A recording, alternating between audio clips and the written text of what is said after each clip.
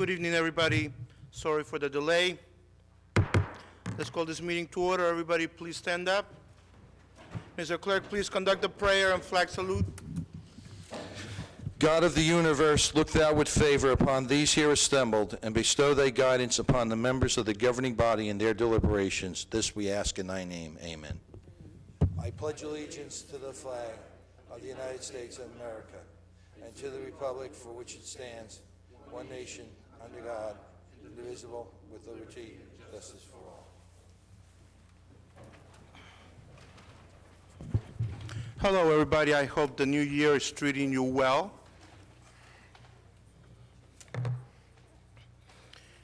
In the event of an emergency, you guys know you have to go out the rear doors and you have to go outside.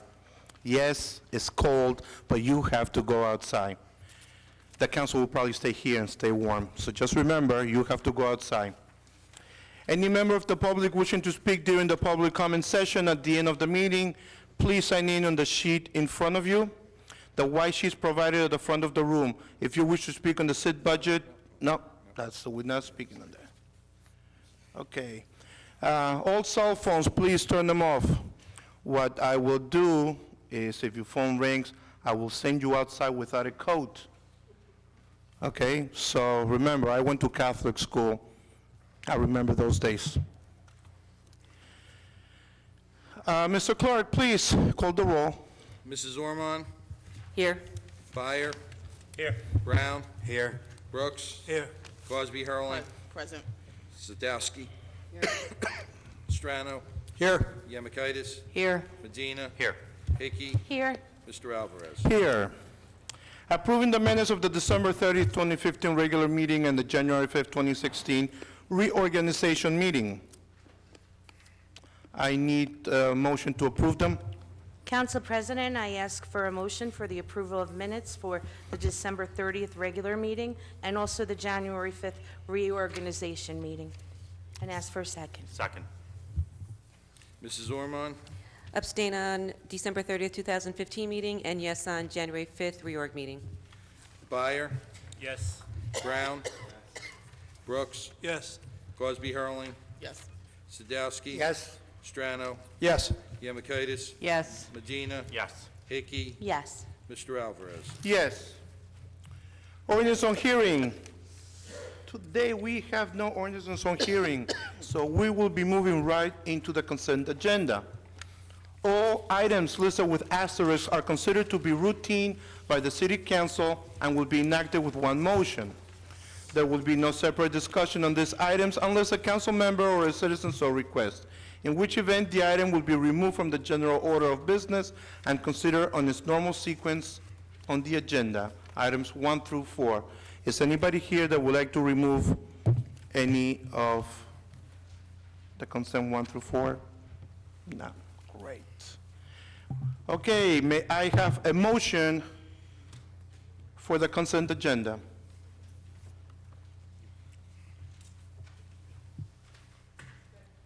Motion to... Mr. President, I ask for a motion on the consent agenda and ask for a second, please. Second. Mrs. Ormond? Byer? Yes.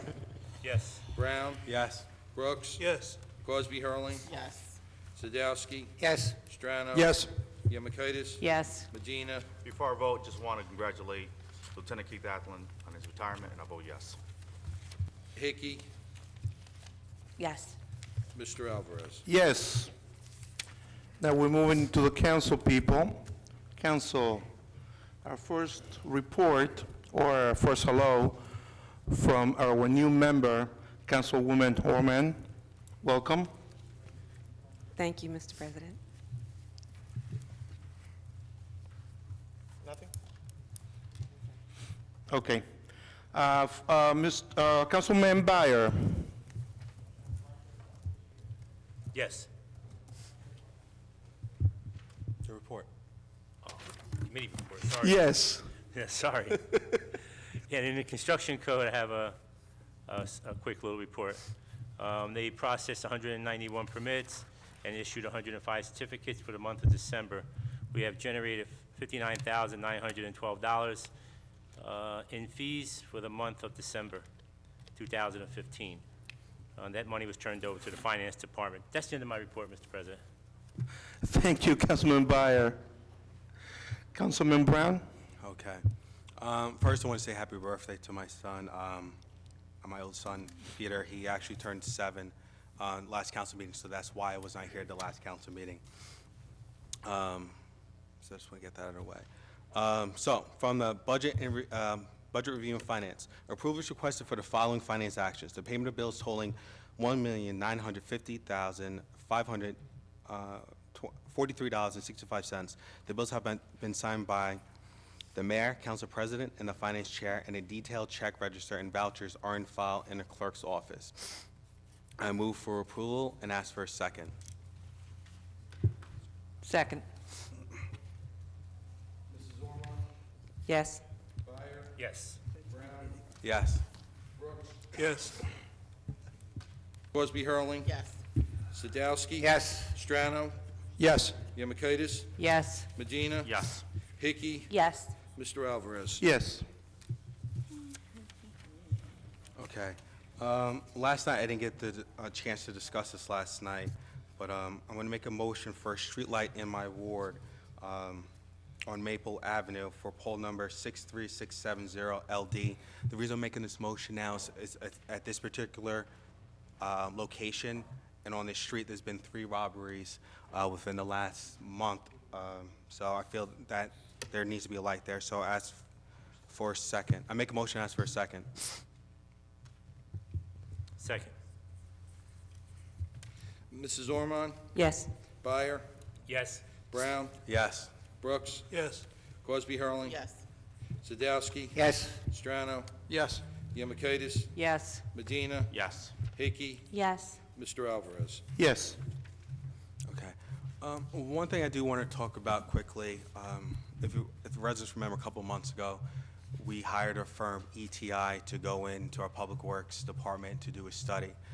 For the last 2-3 years since I've been chair, one of the issues I wanted to address besides the police was the Public Works Department. We often get a lot of phone calls and complaints about some of the things that are going on within the city with Public Works. So we did get a study, and we got the results of that study back in December of last year. I think it's important for residents to know that the study has been published. I've looked it over, and one of the things that stuck out to me is some of the quotes that this individual who did the report has stated, basically that if we don't do anything, this place will fall apart within the last 5 years if nothing is done. And he gave basically 15 recommendations that I believe that the council should act on within the next couple of months.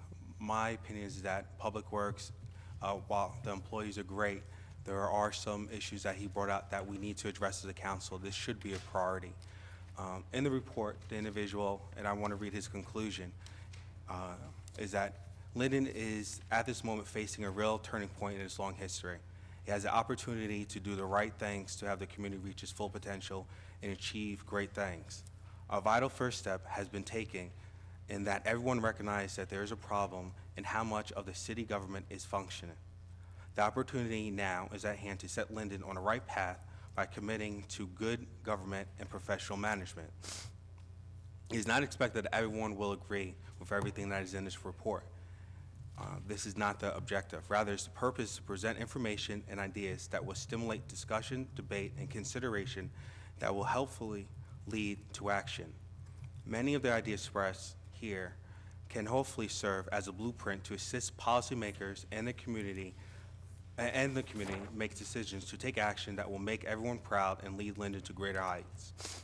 I encourage residents that once this report becomes public to read this report, because I believe there are a lot of good recommendations I would like to see the council to act on. And then I just have one other issue, is I would like to make a motion. The mayor asked me to make a motion, and I'm honored that he asked me to make the motion and give him his due respect, is that the business administrator is by right his appointment, and he asked me today to make that recommendation since he cannot make that motion himself. So I'm just putting a motion out there for the appointment as per the mayor's rights for the business administrator for Gary Manitza, and ask for a second. Second. Okay, at this point, I want to make a motion to table to an indefinite date. Council We President. didn't talk about this. Council President. According to the rules, Okay. once it has been second, it can be motion to table, and I'm a motion to table to an indefinite date, and I'm asking for a second. Second. Mr. Clerk, can you please call the roll? Mrs. Ormond? No. Byer? Yes. Brown? No. Brooks? Yes. Crosby Hurling? Yeah, but I don't like indefinite. It can be brought up again. It's going to be brought up again. That means it just carries beyond this meeting. That's what Right. the date goes beyond this meeting. It carries beyond this meeting. What is it? I said, yeah, but I don't, Okay. Sadowski? No. it's too much. Strano? No. Yamakaitis? No. Medina? Yes. Hickey? Yes. Mr. Alvarez? Yes. 2, 4, 6. 6 yes, 4 no. 5 no, I'm sorry. Anything else, Mr. Brown? Absolutely. One of the reasons why I made that motion, and just like I said, is that based off the individual's report, one of the recommendations under number 4 calls for proceeding with the appointment of the business administrator. Like I've stated, the recommendation of this third-party individual is that council needs to act if we're going to improve the conditions of the city. The other issue that he brought up in his report is how individual council members directly try to manage employees going over department heads, and this is one of the reasons why we have chaos in some of our departments, primarily Public Works. Again, I encourage residents to read this report for the fact that, as we see, in my opinion, is that sometimes we prolong things and we don't listen to our professionals. And one of the issues was hiring a business administrator so we can get not just DPW in better shape, but overall the city. So other than that, that's the end of my report. Thank you, Councilman. Councilman Brooks? Thank you, Council President. I have a report for 2015 regarding the Transportation Division submitted by Tyrone L. Davis, Dick Givens, the Traffic Maintenance Supervisor. Hereby submit the yearly financial report for the Division of Transportation and Parking. This report includes a collection of on-street meter parking, railroad parking lots, railroad parking permits, merchant parking permits for the year of 2015 for the grand total of $763,482.66. The report for January from the same division. I hereby submit the monthly report for the Division of Transportation and Parking. This report includes the collections of on-street parking meters, railroad parking lots, railroad parking meters, and merchant parking permits for the month of December 2015. New York side collections, $5,059. Trenton side collections, $7,039. Credit card transportation, $24,635.34. Parking meter collections, $9,921.80. Railroad permits, $40,652.50 for a grand total of $87,307.65. Also, Council President, in our last meeting, there was, a couple of months ago, there was an accident on the corner of Henry Street and Bauer Street. As a result of that accident, the flashing light was taken out. That flashing light has since been replaced, so if you're on the corner of Bauer and Henry, the flashing light has been replaced. Thank you for the Traffic Division for that. Also, there was a handicap sign that was also taken out as a result of an accident that was on the corner of Dill and Lincoln. That handicap sign has now been replaced as well. I'll reserve the other comments until my time, Council President. That's the end of my report. Thank you, Councilman. Councilwoman Crosby Hurling?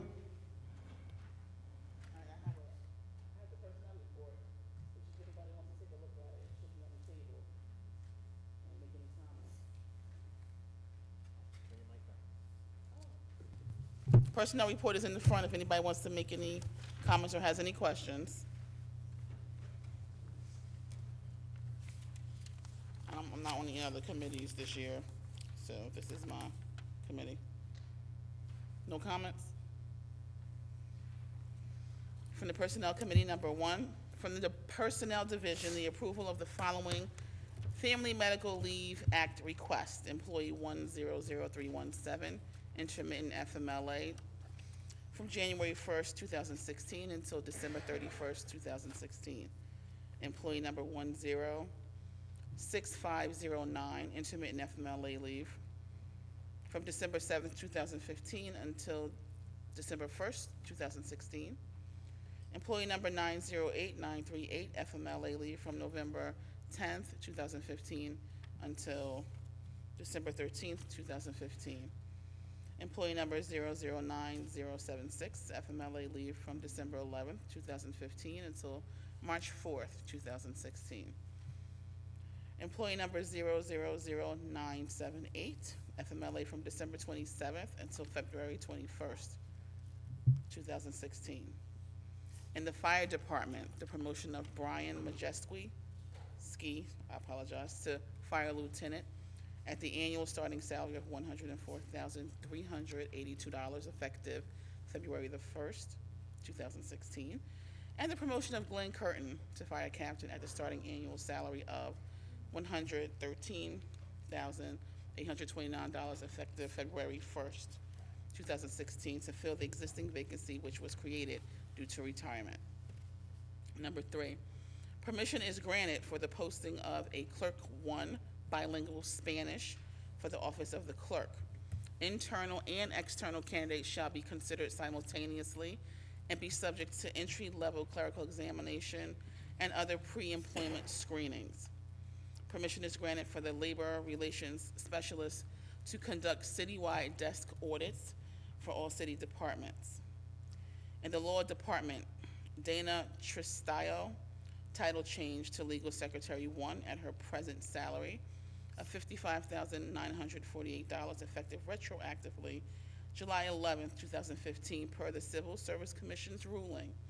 The title of legal secretary 1 be categorized in grade 2 of the clerical contract, and this individual salary will be redlined. Amending the city's hiring policy to include, number 1, requiring a high school diploma or equivalent for all employees and evidence of the same, and number 2, multiple forms of residency verification.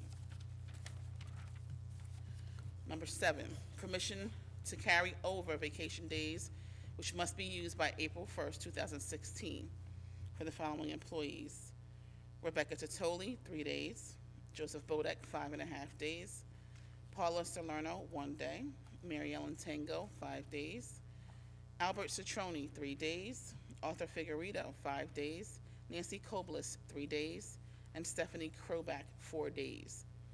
In the police department, the following promotions will replace existing vacancies created by retirements effective February the 1st, 2016.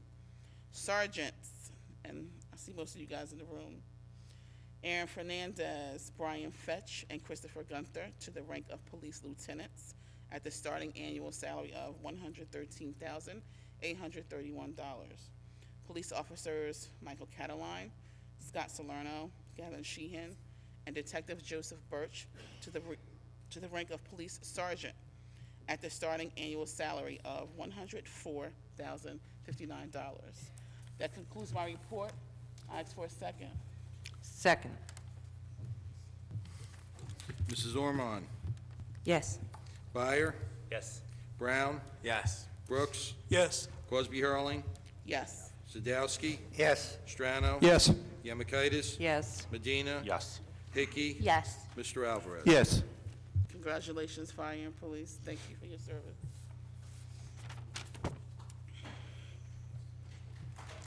Can the Stand up. police and the firemen please stand up? Don't be shy, come on. There you go.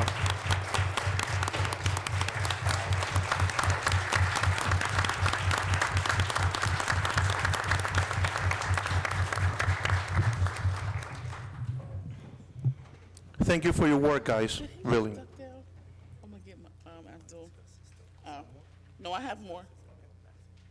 Since we're on the personnel report is over, but I would like to encourage, rather than making just off-the-cuff motions, I want the city to have the best possible management that we can. Therefore, I'm encouraging the mayor and the council president to get it done, get it right, just have a conversation, create an assistant position, and appoint the people that we need, because, you know, everybody keeps talking about the council and our duties.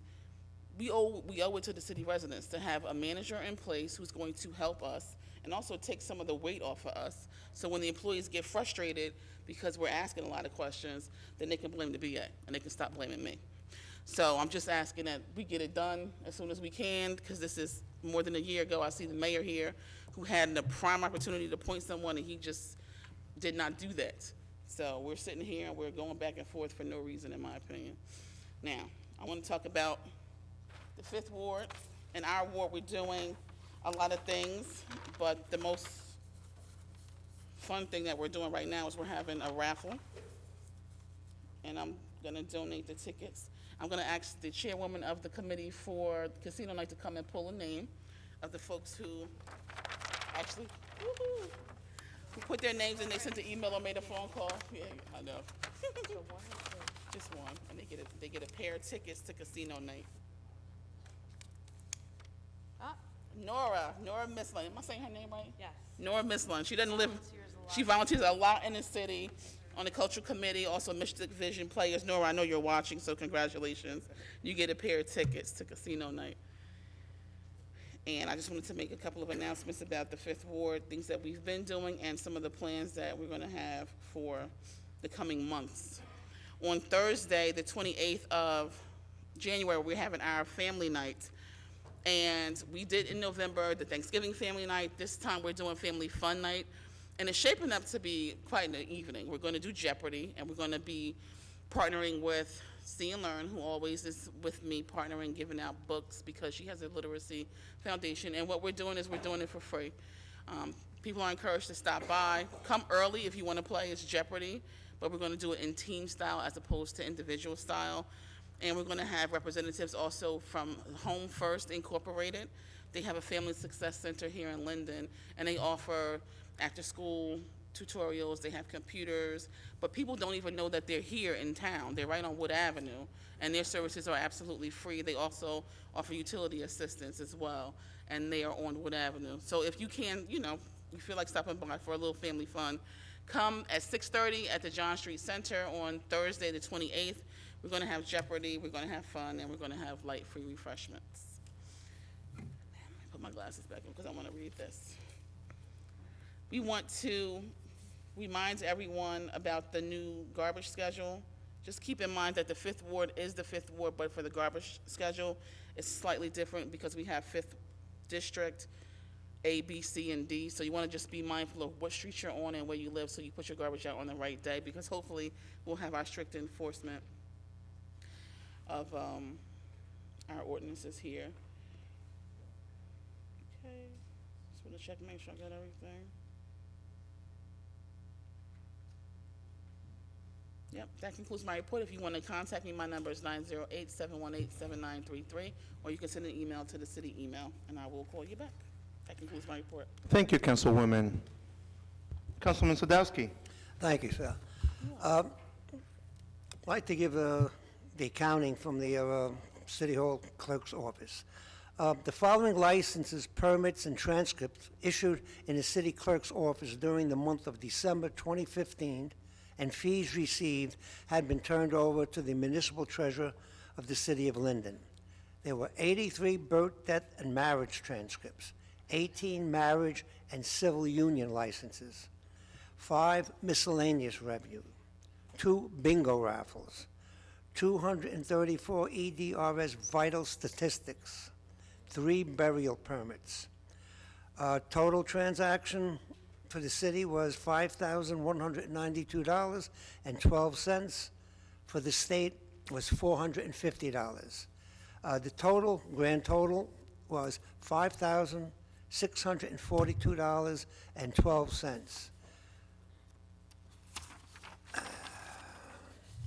The following license permits and transcripts were issued during the year of 2015, and the fees received in payment. This was Office of the City Clerk. Marriage licenses, $828. State fees and review, $6,900. Birth deaths, marriages, transcripts, including the EDRS, the city, $59,967. Bingo and raffle licenses, $1,730. Burial permits, $85. Miscellaneous, $625.14, which gives us the grand total of $70,137.50. That's from the city clerk's office. Real quickly with the 6th Ward, one of the things I am not in charge of, but a city representative, is the men's club.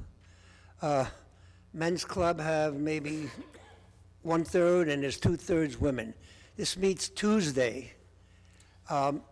If you're interested, very simple, it's good companionship. When you get up there, you can find out they have knitting clubs and weightlifting and all, whatever it is.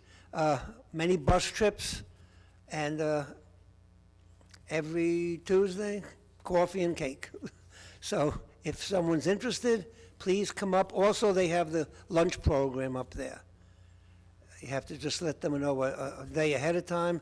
But if you have time and you want to meet new friends or do different things, please come up there and check it out. In the 6th Ward, the gas company, water company, still has to come and clean up some of the mess they made. They will be around, so please don't panic. They are predicting possibly a snowstorm for Friday into Saturday. Depending how much it is, remember, if it is, I wouldn't say a blizzard, don't forget, snow rules go into effect about parking. Just please, please be careful about that. If you can, get your car off the road to let them plow. I had mentioned to the seniors this afternoon that we would be talking about the aggregation with the, what do you call it? With the,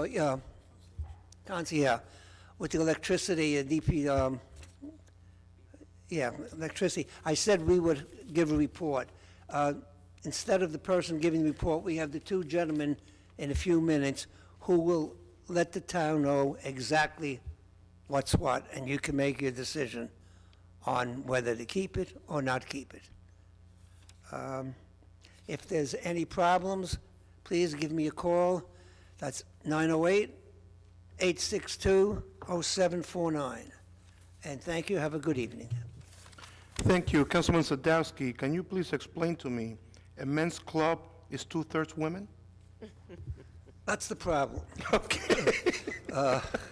Yes, it's Thank you, sir. 2/3 women, and they're taking over more and more. The men are dying too quick. So Okay, please, come. I hate being there all alone. Councilman Strano, I'll pass it over to you. Thank you, Council President. For the 7th Ward, as of this date, the committees that I've been recently been designated as the chairman of have not convened. Therefore, I cannot give any report regarding the activities within those committees. With that being said, I do have some very promising news for the residents of the 7th Ward, particularly those residents that live in the Trimley Point neighborhood. And at this time, I'd like to defer to the Fire Chief Dooley, who has been our lead representative on a project, to present a report on the quiet zone application to the Federal Railroad Authority across Lower Road. Chief, please.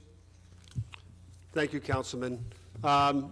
Like Councilman Strano said, I was asked to take the lead on establishing this quiet zone at the railroad crossing on Lower Road. And I first want to thank the councilman.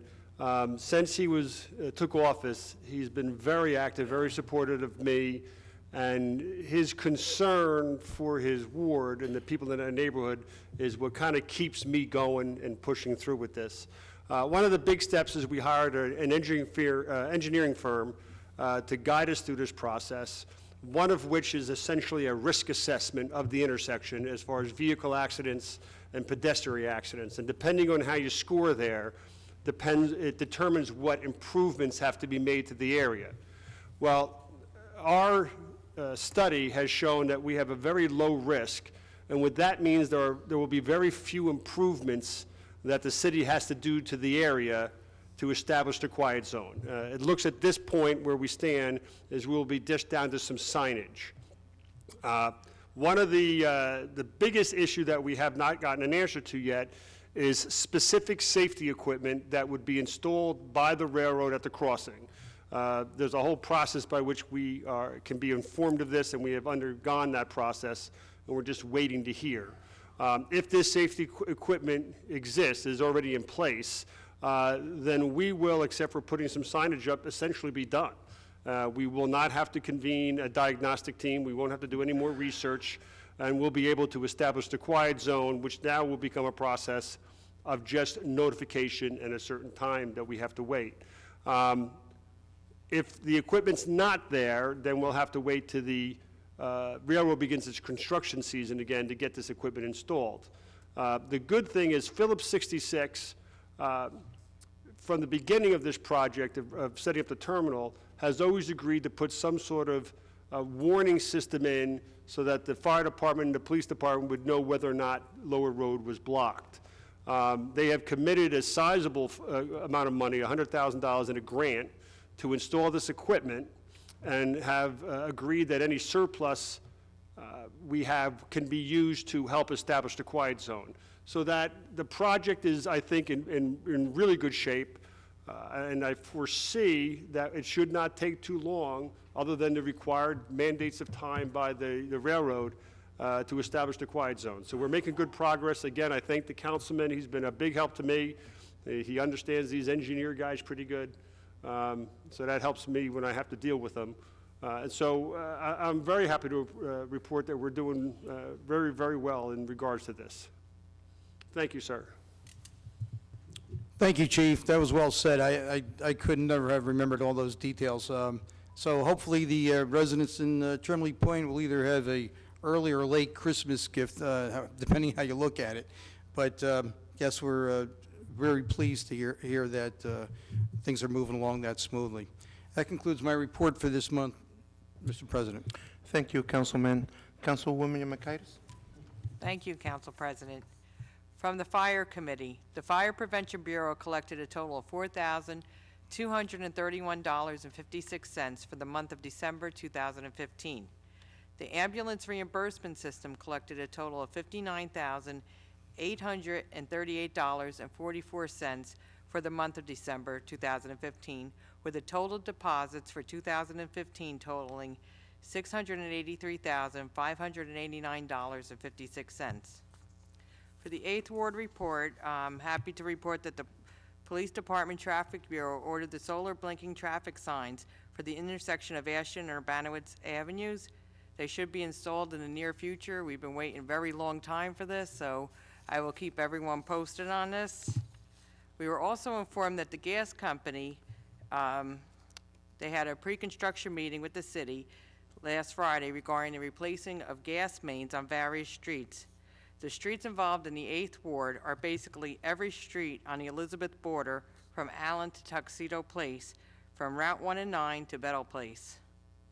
The gas company plans on replacing low-pressure mains with 2, 4, and 6-inch elevated pressure mains. This work is tentatively scheduled to begin on January 20th and conclude by July. So please watch for notice on your streets. The contractor will schedule individual appointments with each homeowner to replace the gas service and install new outside meters. The 8th Ward is also getting water mains changed by the water company. We're totally under construction, like a bulldozer's coming through, unfortunately, but it's, you know, it has to be done. It's work that needs to be upgraded. We're one of the oldest areas in the city, so this is necessary work. The streets involved with the water company main changes are Dennis Place, Worth Avenue, and Gilchrist Place. These 3 streets are also from Route 1 to Bedell Place getting the work done. Work has already commenced the other day on Dennis Place. With all these projects, I am told that garbage collection will remain as normal. The police will allow the garbage trucks to access the streets if the work is being done. If any 8th Ward or City of Linden residents are interested in possibly working for Public Works Seasonal as an employee, please go to the city clerk's office and fill out an application. Applications for seasonal workers will only be taken from January to June. I know last year some people were going in later and they were being turned away. So please, if you want to even be considered for a position as a seasonal employee, fill out an application. The deadline is June. The presentation of the planning board by our city planner regarding the Old Park Plastics Factory has been postponed until February 9th with the planning board. We will have more information after that meeting for you. I will also be planning a community meeting where we'll fill you in more on that site. And I just want to conclude with the forecast for possible snow this weekend. Please cooperate. If you have a driveway, we have very narrow streets in the 8th Ward. Park in the driveway and also offer your neighbors if they could park in there. Our snow routes, once again, are Chandler Avenue, Cranford Avenue, East Elizabeth, and Greer Avenue, so please get your cars off. If anybody needs to contact me, my number is 908-925-2309, or you can reach me on via my social media for updates. Councilwoman Michelle Yamakaitis. That concludes my report, Mr. President. Thank you, Councilwoman. Councilman Medina? Yes, Council You got President. something for us? Yes, Council President. Good evening, everyone. Just have a couple of bullets here for the 9th Ward. Just wanted to first touch on the energy program that you all received a letter on. We do have some representative here tonight, and they'll elaborate a little better. Just want to give everyone my position on this. I think it's an honorable thing that what we're trying to do here is trying to save the residents some money on their energy bill, and hopefully that savings will increase as we get into the summer season. I personally don't believe in the process. I just think it just takes too much time away from residents, and a lot of people, they get the info and they throw it away and they think is junk mail because of the automatic opt-in. It should have been the process should have been an opt-in versus an opt-out. So, but it was done in good intention. I think the program does have a lot of value, and I hope people do give it a shot for the first 6 months. If you think it's necessary and you think it's will add some kind of value to your home. Also, just like my counterpart to my left, the gas company will be in the 9th Ward. They will be tearing out. We're not alone. Yeah, we're not alone, but they're going to be tearing up the lines between Elmwood all the way to the Cranford line, from Northwood to the Wood Terrace. So just be cautious of any no parking sign, and be patient. They're going to be working. They have to upgrade their lines to provide a better service to the residents, and that's the overall goal. We are their customers, and they have to provide, upgrade their infrastructure. Also, something that I have been experiencing in the past 2 weeks is something that I'm going to put in my newsletter when it goes out for the 9th Ward, but I just want to mention it. Last 2 weeks I experienced roughly 6 accidents. I would say 2 on Northwood and St. George, and the remainder on Wood Avenue, I believe. And it's kind of concerning because we all hear about texting and driving and whatnot. All 6 of these accidents were rear-ender. 1 was a T-bone, and it will all involve kids just texting. They weren't even looking at the road, especially the one on Wood Avenue in St. George. I actually was right next to the guy. He just kept on going. I slammed my horn. Hopefully he paid attention. He just ran that light on Wood Avenue, St. George. He was just texting. He wasn't even looking up.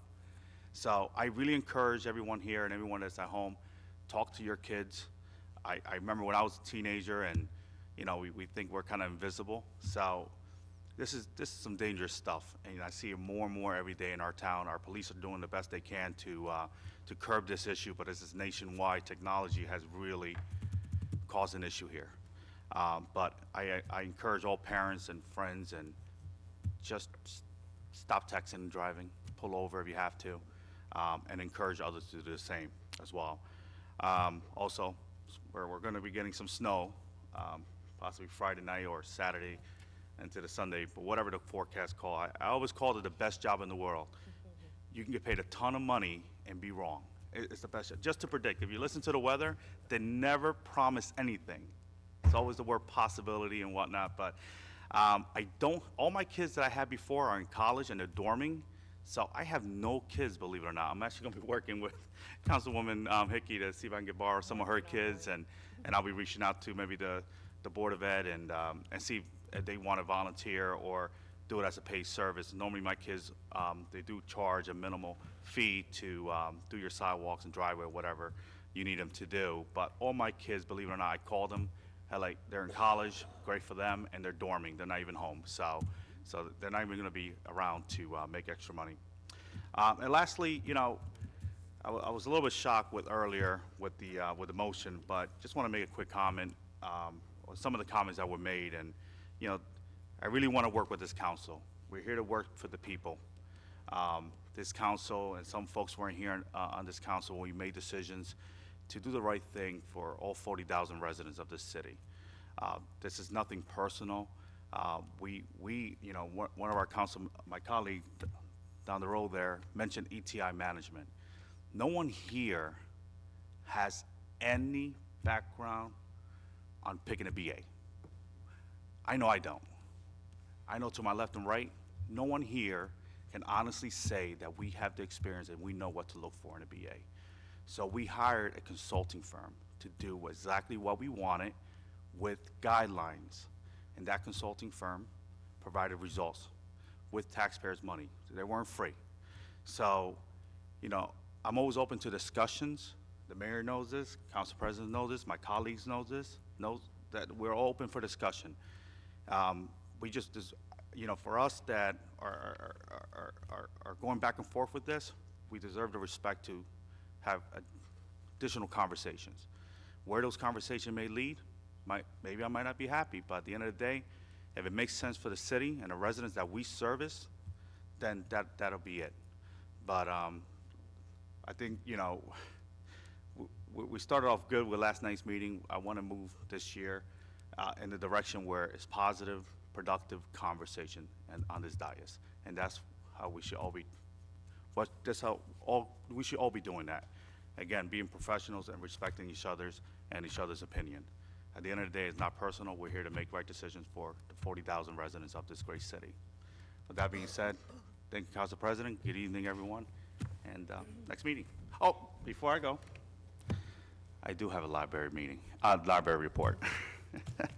So, I'll end the meeting with a library report. And Ms. Bibiano did text me the information. But we are having a fundraiser for the library at Applebee's, February 1st. I believe, I don't have a time here. Is it Diane? 12 dinner time, so it's 12 to closing. But for Black History Month, there will be movies every week of the month, starting February 3rd, which is a Wednesday, Glory.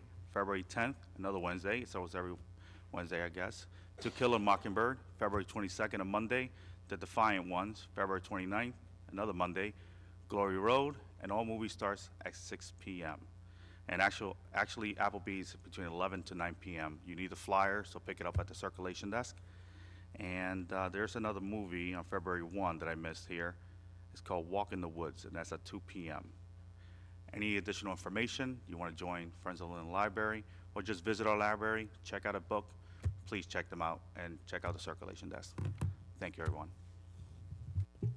Thank you, Councilman. Councilwoman Hickey? Good evening, everybody. Well, I do have a report from the Negotiations Committee, so I'm going to get rid of my other things first that are a little smaller. First, I want to congratulate the firemen and all the policemen.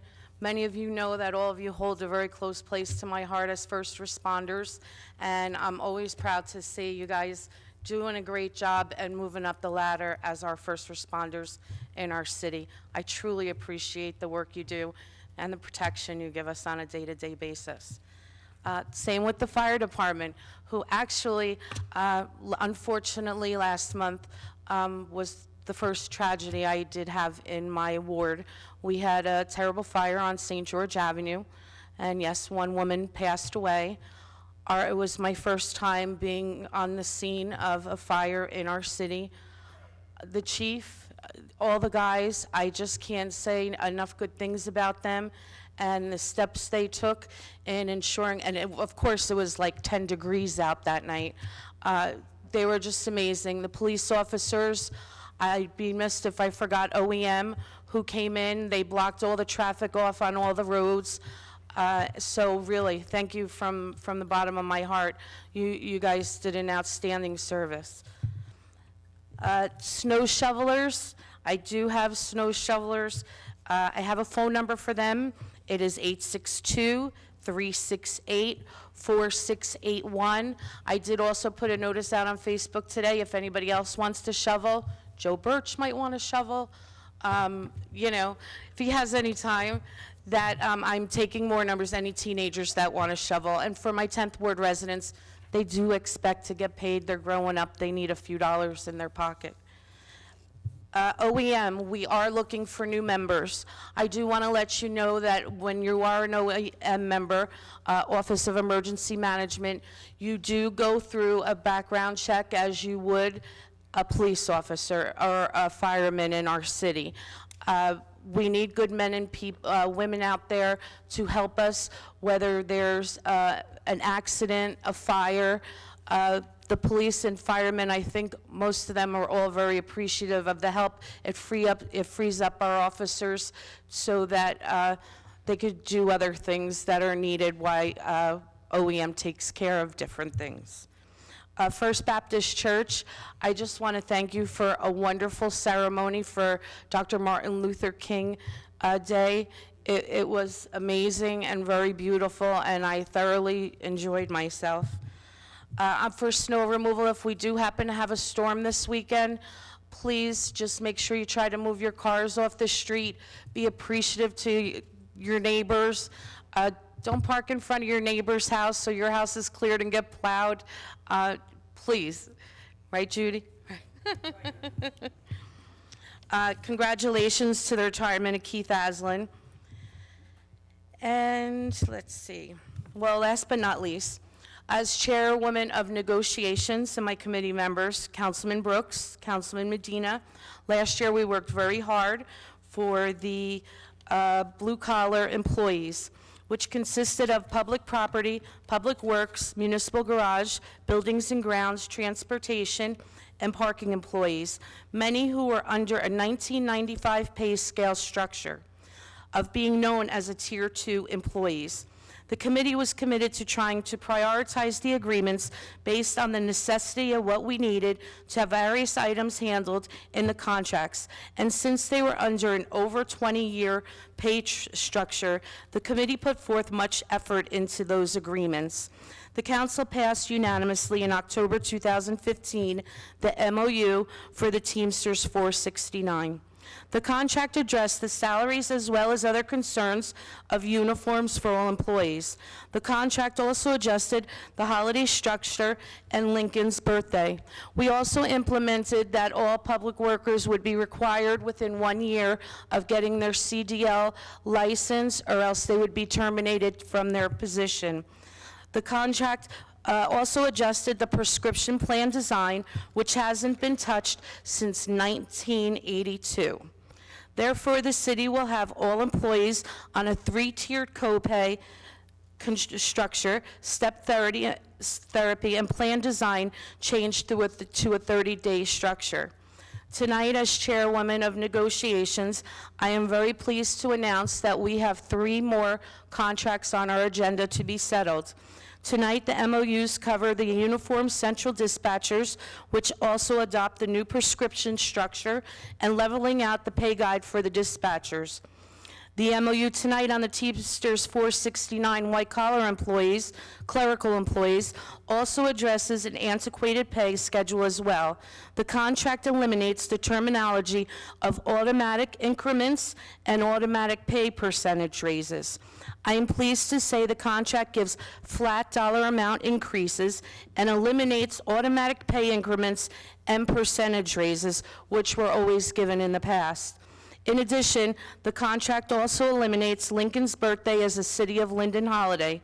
The estimated savings on this agreement is over $55,000 to the city. The last MOU tonight for the 125 supervisors and 125A non-supervisor union also addresses and eliminates automatic increments and percentage raise increases. The committee negotiated a flat dollar amount increases. In addition, made several highly compensated supervisors exempt under the Fair Labor Standards Act and will be eliminating overtime and comp time for 11 bargaining unit employees.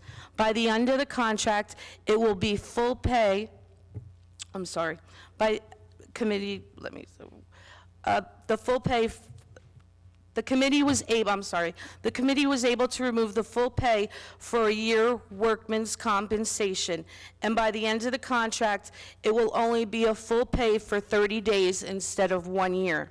Therefore, the total projected savings under this contract is estimated at over $290,000, more than a tax point, in addition to changing the prescription plan design and adding drug and alcohol screening for all employees covered under this agreement.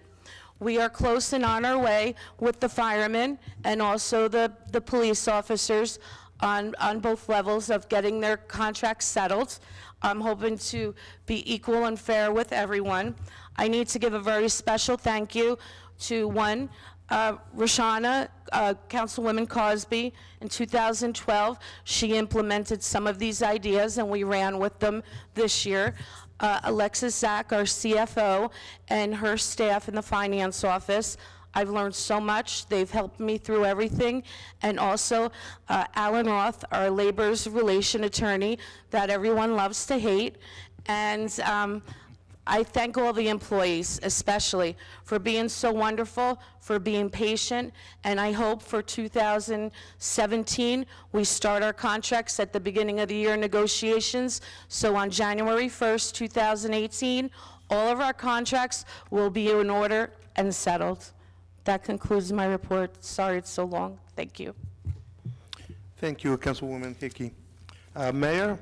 Thank you, Council President. Just a few things. First, I'd like to congratulate the two firemen on their promotions. Looking forward to working with you gentlemen. Definitely qualified, and I know you guys studied hard for that test, and it's well deserved. And secondly, I'd like to congratulate all my police officers who were promoted this evening.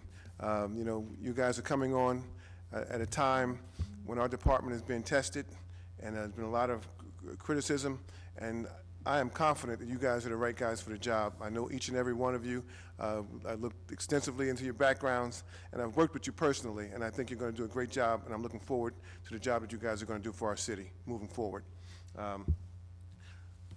Next, I'd like to discuss very briefly, many residents received a letter, and my name was attached to it regarding energy and energy aggregation.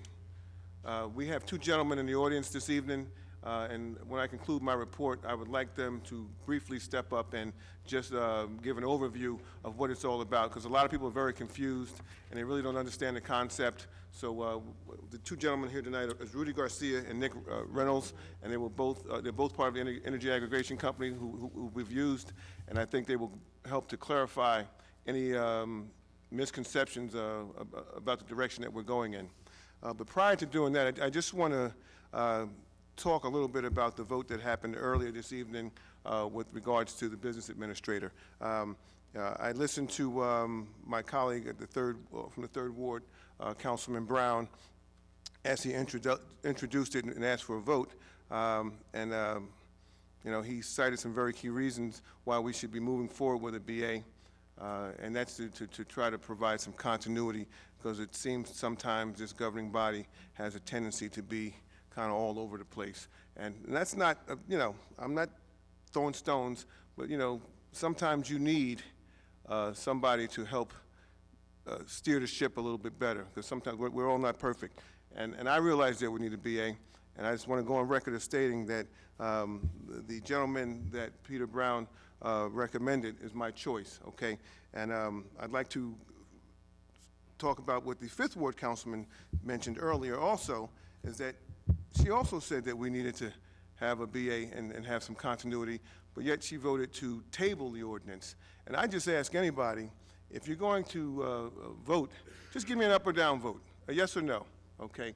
Let's not table it. At the end of the day, the BA is my selection, he's my choice, and if I feel that the person that Peter Brown put on the Gary Manitza is qualified, and I think he can do the job, then that's who I want. That's it's up for a vote, an up or down vote. We've discussed this a number of times. I don't know whether we're going to table it. We're going to discuss for another week, another month? For what? Just give it a vote, up or down, yay or nay. Keep it simple. Now, gentlemen, the energy aggregation people, would you please step up and explain to the residents of our great town what we're trying to accomplish here? Thank you.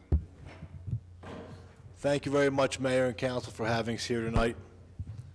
My name is Nick Reynolds. I'm with Commercial Utility Consultants. We are the hired consultant through the City of Linden to manage the energy aggregation program. I'm here tonight to give an update on the energy aggregation program. The City of Linden passed an ordinance in 2013, December 2013, allowing us to look at this program. Okay, this program is a Board of Public Utilities sponsored program. Currently, if you're a PSE&G customer and you have not chosen a third-party supplier, that means that PSE&G, through the Board of Public Utilities, has chosen a third-party supplier for you to provide you the supply, okay, on your bill. Currently, you have distribution and supply. They are now basically allowing the City of Linden to get a cheaper rate for the residents by combining all of the residents together to get a cheaper rate to compare versus the BPU default rate. All right, so through this program, again, it was sponsored by the Board of Public Utilities, and it's a mandated opt-out, meaning all the residents are currently in the program, and if you do not wish to save the money based on the rate that we received, you are able to opt out and remain on the default rate provided by PSE&G now.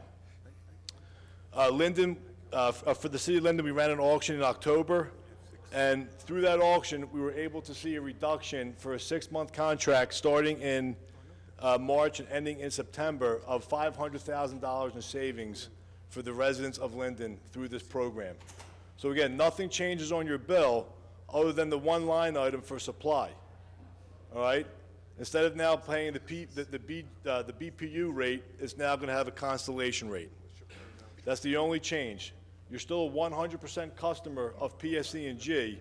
It's just now PSE&G will pay Constellation for the supply rather than paying the suppliers that the BPU chose. This is a guaranteed lower rate, the same guaranteed protections that the BPU offers now through the PSE&G rate. So nothing changes other than a guaranteed lower rate.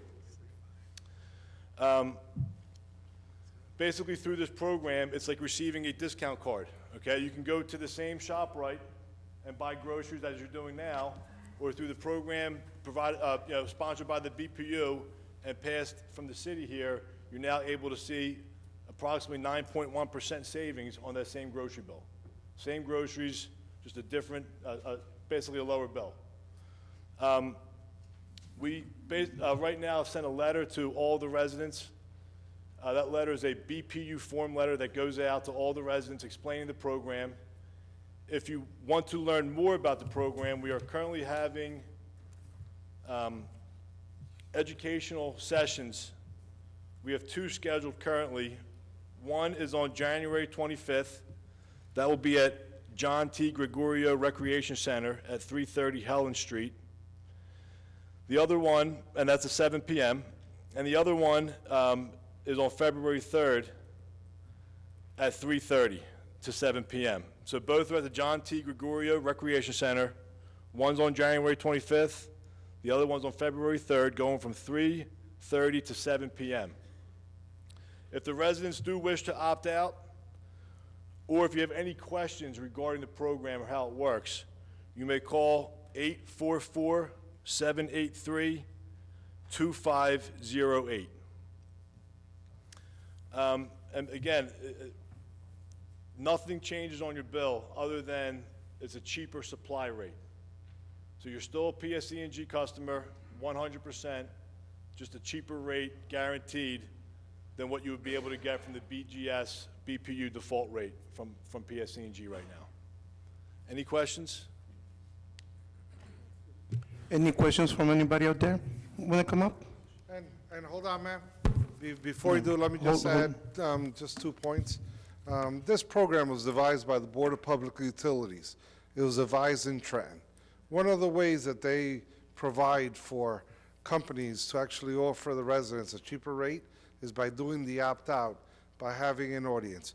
It'd be nice to have an opt-in, but you know what? In order to be able to do this, the Board of Public Utilities came up with a program that said, listen, right now, you are not selecting your own supplier of energy. The BPU does that through their auction. All that this program does, and this has been supported by the ratepayer advocate, which is the person that fights for seniors, fights for the residents of the state of New Jersey to have a lower rate for energy aggregation, so that people can actually, the town can actually say, look, this is our customers. This is how much energy that they use. The people in Linden have a different usage pattern than some other municipalities in the state of New Jersey. When the BPU goes out to auction, they go out to auction for the entire state. So there's more risk involved. The people in Linden have this usage pattern. That's why the suppliers, the same suppliers that are licensed to provide energy to the BPU grid are the same suppliers that bid on your energy package here in Linden. Through this program that the mayor and council has been selected to go into, and by the way, numerous municipalities throughout the state of New Jersey have also opted in and selected energy aggregation. This is not about taking rights away. This is really about helping you get a cheaper rate. And I know some people shake their heads, but the truth is, you don't choose your energy supplier now, ma'am. You don't. The BPU chooses it. All it does is PSE&G delivers it to your house, just like they will here. Nothing changes. Secondly, the rate is guaranteed. Other people go out there and they choose third-party suppliers. They come in sometimes with a cheaper rate. There's the small link, the disclaimers at the bottom. Here, there is no disclaimer at the bottom. It's a BPU rate, and you are having the same rate for this period of time, and there will be no change to your rate. It'll be cheaper percentage-wise than it was before. Simple. And we're just here to inform, but I just want to let the council know. I know the council had asked questions. We had done this before. And I know the biggest problem here is communication, especially sometimes with our seniors and some of other groups that may have questions.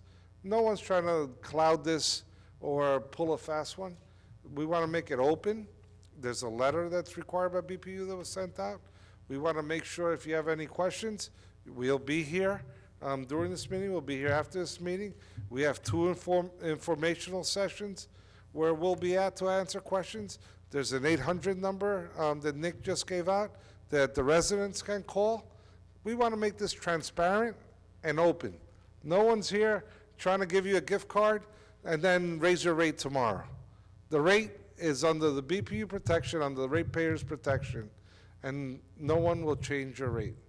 It is just lower than what you're getting now from the BPU, and your energy will still be supplied by PSE&G. Your service will still be supplied by PSE&G.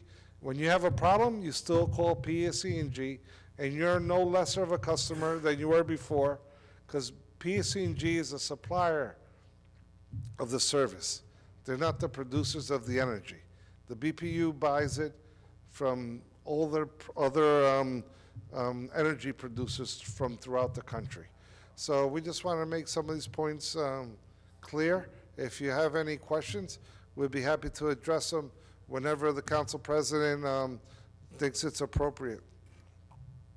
Have any questions, or you want to see them outside afterwards? Oh, want to come up? Two questions, not one? Two, you sure? Two? Okay. Okay, I just want to know here, it says therefore savings are not guaranteed. Yes, ma'am. Okay. No, and the reason for that is you could use, maybe you bought a new air conditioner that you didn't have last year. You only had one in one bedroom. And this year you buy two. So you're using more energy.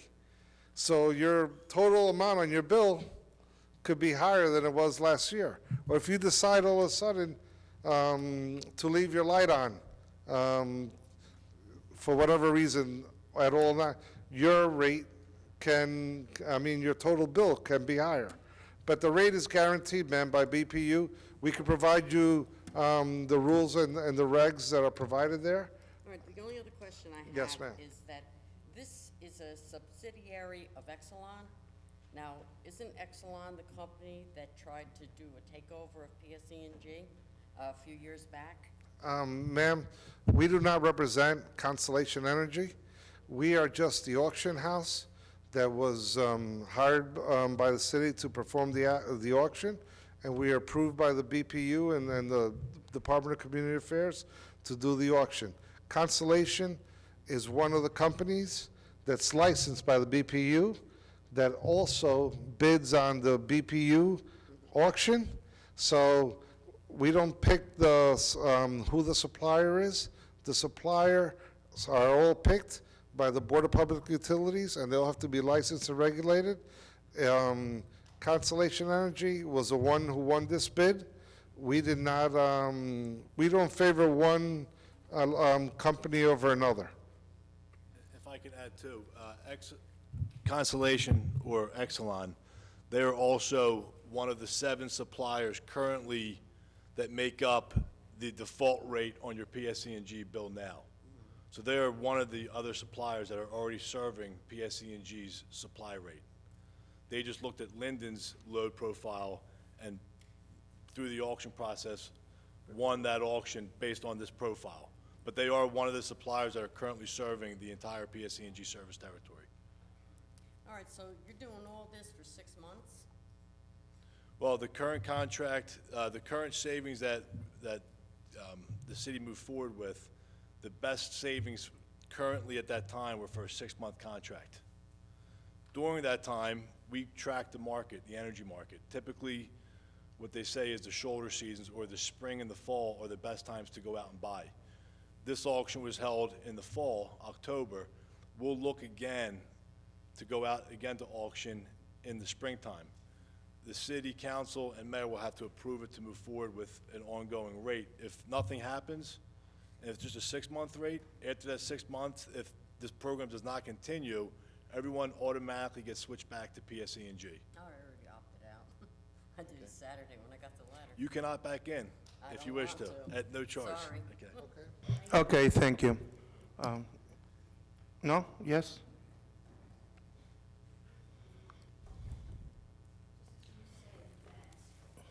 Example, if you had another air conditioner, well, that is really a moot point because you can have a second air conditioner with PSE&G rate or with Constellation, so it just kind of nullifies each other. No, And so I don't was saying understand how it's the rate's guaranteed. The cheaper rate is guaranteed because you're paying less per BPU. I'm sorry, you're paying less per kilowatt hour than you would under the BPU strike price. That is the only. That's it. Period. Because when I looked at my bills, I looked at December, 4 different months, and some were lower for PSNG and some were a little bit higher. I think the worst case was about 5% higher. I don't know what you're comparing. I'm comparing my utility bill, Yes, ma'am. the kilowatt hour rate. Usage or No, rate. No, not the rate, the usage, how many, the cents per kilowatt hour. And I Yes. compare that for my bill over 4 months last year, up until my current bill. Yes, ma'am. And so, yes, maybe there were some months that was a little higher, and some were actually a little bit lower. Yes. But I just wanted to bring up the point that you're saying that the guarantee rate, it's not the usage, because I think you said rate in there. And you gave the example, I think it was misleading the public, saying to Judy that if she has another air conditioner. No, ma'am, I certainly did not. That's what I wanted to say. No, thank you very much for clarifying that. I don't know if I misspoke. What I'm saying is the total amount that you pay may vary based on your usage, but the rate will be cheaper under this program than it is under the BPU strike price, which was the BPU auction price. So I want to be clear with that. If everyone else understands me, I don't need to elaborate on that, elaborate any longer, take up any more time. But yes, ma'am, it's just the rate that's less under this program. So you can opt out Congratulations, Biggie. You can always opt in if you want to save some money. All right, thank you very much. Thank you, Mr. Reynolds, Mr. Garcia. Thank you very much. Mayor, anything else? Thank you, Mayor. Thank you for the analogy, too, about needing good helmsmen behind the ship. Being in the Navy, during a storm, you need a good helmsman with experience. Thank you. For my report for the Engineering Committee,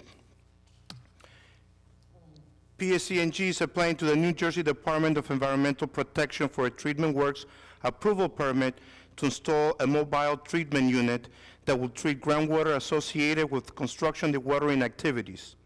They are upgrading their substation located east of the turnpike.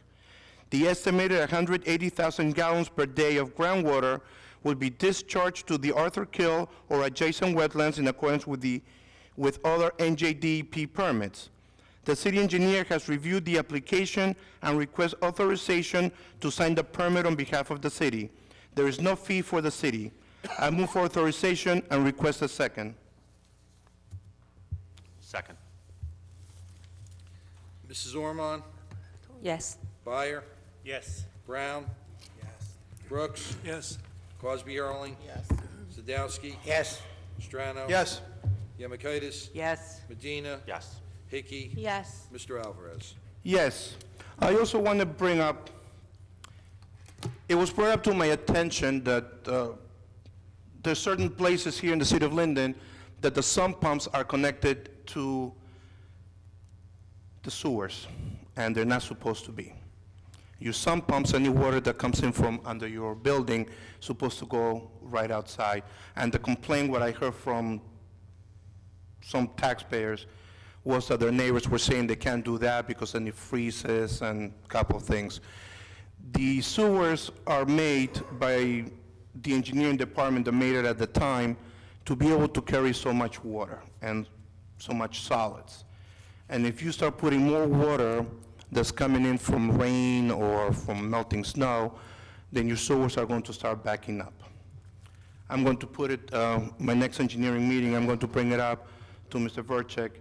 We have to check on this because it is illegal to have your sump pump connected to your sanitary sewer. So please pass the word around. I don't want to go knocking on every door, but sometimes it's obvious if you have 2, 3 neighbors that have water coming out and you don't have a little spout. Also, I was told that weekly cleanups on your curb, we're supposed to do them. That is the reason that we tell you not to park there. If you don't see them, please call me. I will get in touch with DPW and find out how come they haven't passed around and cleaned your curb. Now, one time they don't pass, understandable, but if this is something regular, and I have been, 2 taxpayers from 2 different sections have told me this, and I'm looking into it. Last but not least, the city of Linden is here to serve you. If you make a phone call all the way on the top, the mayor's office, to anybody else from DPW or any other department you have to call, the police department, you should be treated with respect. If anybody's not, call me directly, okay, and I will take care of it, because we are here to serve you. No matter what anybody says, I don't care about anybody's ego. I work for you, and everybody else in this city does too. Okay, let's move on with resolutions. Before we start with the resolutions, if everybody turns to Resolution 2016-64, we have decided to save you another $10,000. Aren't we great just saving you money right and left and right? The number at 2016-64 is not 32,230, but it's 22,230. 330. 320. This is, I feel like the lottery. Numbers keep on changing. One more time. 22,320? Bingo, yes. Okay, that would be 2016-64.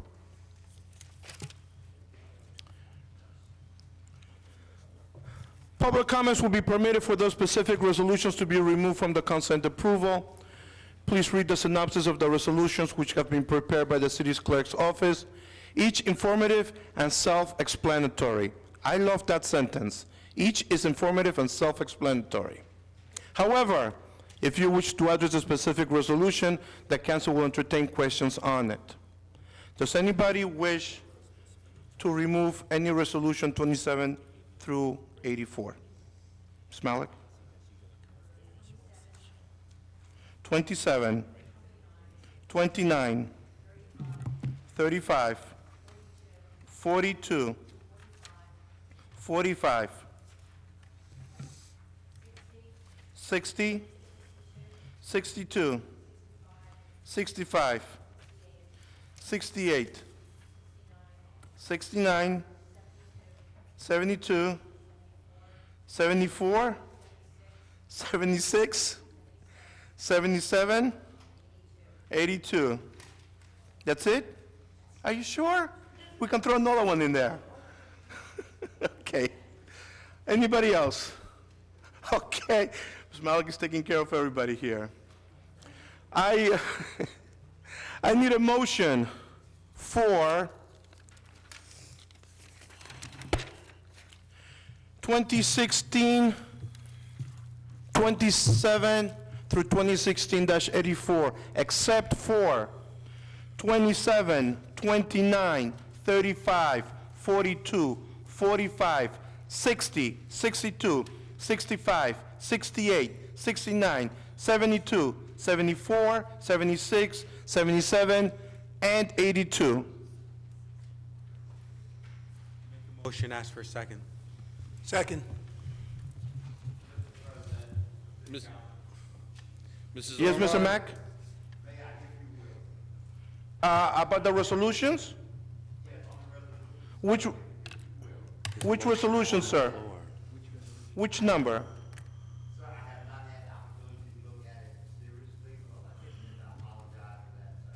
there a motion on the floor? Okay, Mr. Mack, you have to excuse me. There's a motion on the floor presently.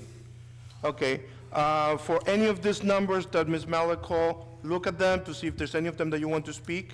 And when I call the lady up, I'll call you up too. Okay, thank you. Sorry, Mr. Clerk. Mrs. Ormond? Yes. Byer? Yes. Brown? Yes. Brooks? Yes. Crosby Hurling? No, I'm going to vote yes to the ones that were read, with the exception of number 69 and number 81. I'm going to abstain. I'm voting no to 27. And while I appreciate the shout-out about the MOU for 125, which most of the recommendations were coming to fruition, I can't vote on the exempt titles, so I'm going to vote no for number 75. Sadowski? Yes. Strano? Yes. Yemakaitis? Yes. Medina? Yes. Hickey? Yes. Mr. Alvarez? Yes. Ms. Malik, can you please come up? Let's see if we can do this.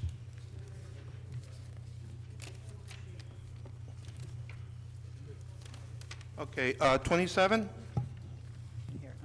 I do appreciate your humor, but I think this is an opportunity for people to come up and ask questions and voice opinions. I think that's the whole idea of this. Yes. If I'm correct? Yes, it is. Okay, so why don't we just kind of begin on this? For the first one on number 27, what is really included in this? Ms. These Alexis, expenses. Mrs. Sack? Yes, hi. The PASCAC data is our computer consultants that we've utilized for quite a few years. They work on various projects that either the non-public safety departments have started. Several years ago, we started a VM upgrade throughout the city for our computers, our infrastructure. If there's something in-house that we cannot handle, we call in them to assist us. This is not to exceed number. Rarely do we come near this number, but we have it in case we need it. In reference to the public safety, there's various projects that we have funded through the capital budget that include an upgrade to a disaster recovery center that they're working on. They've also been working on upgrading their network and their systems. So it's basically support systems to our internal computer program technicians. And do we usually do this every year? Yes, this is an annual agreement, and we do an RFQ. Good, okay, thank you. Yes. Ms. Malik, 29? Sure, on 29. So Anne Marie Whalen, do we just have one individual to do all of this bidding? Because I thought Joe Bodak was also a qualified purchasing agent. So we just have one per year? Mrs. And Sachs?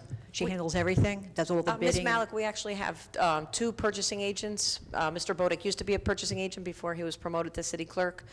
We have Ms. Whelan and we have Doreen Fritchie, who's also our other purchasing agent. But the task that I have assigned Amory is the QPA. She's the one that prepares all of the RFQs and the bids, and Ms. Fritchie deals with basically the utilities and some specialized purchasing. We have a $100 million budget, so we utilize both purchasing agents to make sure that we're abiding by the local public contracts law and the local budget law. Good. And where did Anne Marie come from? Was she? Anne Marie's been with the city for over 32 years, Oh, I okay, believe. fine. So she was an employee, just now Yes. having this position. Great. She's Thank you. been the QPA for the last, I believe, 4 years, since the state had asked for qualified purchasing agents. She's been in that duty. Good, very good. Thank you. 35? Yes, please. All right, on 35, I'm kind of curious, you say through a non-fair and open contract, kind of like oxymoron, I mean, non-fair, can you explain that? And also, like, so people are actually now punching in when they come to work, we have punch clocks and things of that nature? Mrs. Sack? First explain like the non-fair bit, which, I'm going to ask Mr. Antonelli to answer the non-fair part, and then I'll explain Sure. about the accountability system. Mr. Antonelli. Sure. The non-fair and open language deals with the way in which the contract is awarded. Several years ago, the state legislature adopted legislation called a pay-to-play statute that required certain contracts over the amount of $17,500 to contain certain certifications. So it is kind of a bit of a misnomer, a non-fair and open, but essentially what it is the entity that actually has this contract is prohibited from making certain political contributions to the mayor and council, and that's the language part that deals with the non-fair and open. So it was vetted, what do you mean is it can't be non-fair? Is that what you're implying? In other words, Ms. Zag referenced previously, we use an RFQ process, a request Right. for qualifications. Okay. If we do that, then it's a fair and open contract. Okay? Okay. All right, fine. And then the other portion? Yes, we started using this company several years ago. We now have pretty much worked out all of the different idiosyncrasies of the program, and going live February 1st, all the department heads and their staff will be scanning in and out. They have been hand scanning in and out, but there's been some issues that we needed to work out. They've all been rectified, and it's going to be very closely linked to the payroll system. So it's going to be a beneficial use for us for accountability, as well as streamlining the processes for payroll purposes. We have a very active personnel committee. We had a meeting on Friday night, and they've directed our labor relations specialist weekly to review the attendance and the time in and time out, hand scan punches, and if there's anyone derelict, they will be disciplined accordingly. So this is not just punching in the morning and then out in the evening, but for lunchtime or when they're Yes, going there's- off duty? Okay. Everyone does. All right, that's good. 42, ma'am? All right. Just to explain, what happens in the Union County Committee Development Revenue Sharing Committee? I'd like to know a little bit more about this. Mr. Vorchek? The Union County Development Revenue Sharing Committee? This is a federal program that filters down to the county. Every municipality, except for Union and Elizabeth, is part of the 19 municipality consortium. We distribute approximately $5 million a year to grants to the 19 different towns. So each town has 2 representatives and 2 alternates in case the 2 representatives can't make the meeting. And once again, where does the $5 million come from, did you say? Washington Okay. to Newark to Elizabeth. And this money comes like every year? Yes. You know, the same amount, and then Yeah. you just kind of dole it out? Yeah, Okay, gotcha. depending on how much Congress appropriates. Okay, excellent, we're good. All right. Number 60? Or no, 45. That was 45, wasn't it? That was 42, Oh, that's right. 45. All right, there's quite a few individuals that are Commissioner of the Insurance Fund Commission. And so there's 45 Joe Bodak, but there's 47, 50. Why do we have so many commissioners of the Insurance Fund Commission for the same period? I find it kind of strange. Can you Mr. just- Bodak? The Insurance Fund Commission was set up by the city. We're self-insured to a point. It was set up in the late 80s, I believe, and there are only 3 commissioners, not that many, that handle it. We handle the liability cases and the workers' comp cases. Okay. All right, so one's not just like a chief, they're all individuals doing their job. Very good. All right, thank you. And 60? 60, okay. This seems kind of a lot of money, $170,000. So my first question is, are there a lot of challenges that we have in this tax assessment that would require $170,000 to defend them? It just seems kind of high with, so if someone can just answer, do we have a lot of challenges in our tax assessment? Ms. Antonelli, can you answer Yes. that question? Yes, thank you, Council President. Yeah, Ms. Malik, I believe last year the tax appeal attorney handled around 350 or so tax appeals that have been filed. And it's a necessary evil, unfortunately, but obviously a property owner, whether it be a residential or commercial owner, has the right to file a tax appeal. I could tell you firsthand that the firm that this council has authorized to represent the city does a fantastic job for the city of Linden. As we all know, the city does have quite a few big corporations here, industrial corporations, and unlike a residential house that may be vacant, if an industrial or commercial business goes vacant, they could file a tax appeal and get a reduction in their tax appeals. We have had a good and successful run in defending those appeals from these big corporations, and we're talking about millions and millions of dollars. And I would note that while this is an authorization for a contract for this firm, it's a not-to-exceed amount. So obviously, as time progresses, they will bill, and this is an allotted amount that they could bill up to. But it is actually a very important role and necessary to ensure that our tax base remains stable. Right, but it makes sense now, since you say they're more commercial, it's not the residential that's driving this up, it's, you know, the bigger corporations. So Exactly. I understand that, that's well, thank you. You're welcome. On 62, it says here for special bankruptcy counsel services. I'm a little unclear, it's like, who's going bankrupt? Ms. Antonelli? Sure, thank you. As you could see, the appropriation for that is much less. The need for bankruptcy counsel arises from time to time. There may be, for example, a lien that perhaps the city has against either the entity or the property owner. They file for bankruptcy. We want to make sure we protect that lien. It doesn't happen often. We don't have a real need for bankruptcy counsel, but every now and again, a need arises in order to protect a city's Gotcha. lien or interest. All right, that was weird. All right, at least the city's not going bankrupt, thank you. Number 65, why is there this cost for $10,000 for the shared services? I mean, why? Mr. Bodak? Sure. Every year for the last at least 5 years, we've done this resolution. There's a lot of regulations that apply to taxi cabs and limos that the city is responsible for enforcing.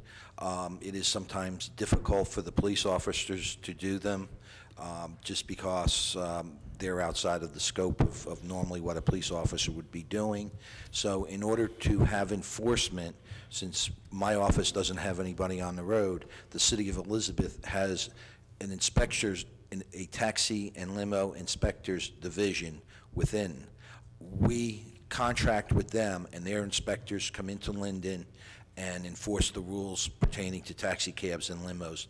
And those rules help make sure that people, that industry has the proper insurance, that they're operating, that drivers are coming into the city to get licensed and get the proper background checks, so that we are assured that the people that are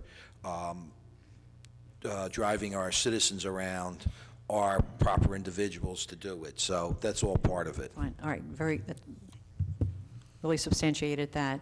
That's good. All right, on 68, what is this for? And explain a little bit more. So you have 25% cash, 75 in kind, Mrs. Sack? authorization. This is an annual grant that the city of Linden receives through the County of Union. There's certain programs that are run through the Municipal Alliance Grant. There's certain in-kind matches, which is because they house it at our city facilities, is considered an in-kind match. This is a grant program that specializes on education for drug and alcohol. The high school bash is one of the main projects that is funded through this grant, and also they have the Masterpiece program. I know the mayor's office handles the Municipal Alliance Grant along with our police department, and they try to bring in different type of educational components to the schools. I know last year they had done an intensive driving, texting, with alcohol, and they did that for the high school students. So they run different kind of programs, and it's more for an education based on drug and alcohol abuse. That's good. The next one on 69, there's several of these memorandums of understanding between the city, and one's like the Teamster, one is the CWA local, the dispatchers. What does this really entail, these memorandum of understandings? Can anyone be more specific? Because there's several of these listed here. Mr. Roth, number 69.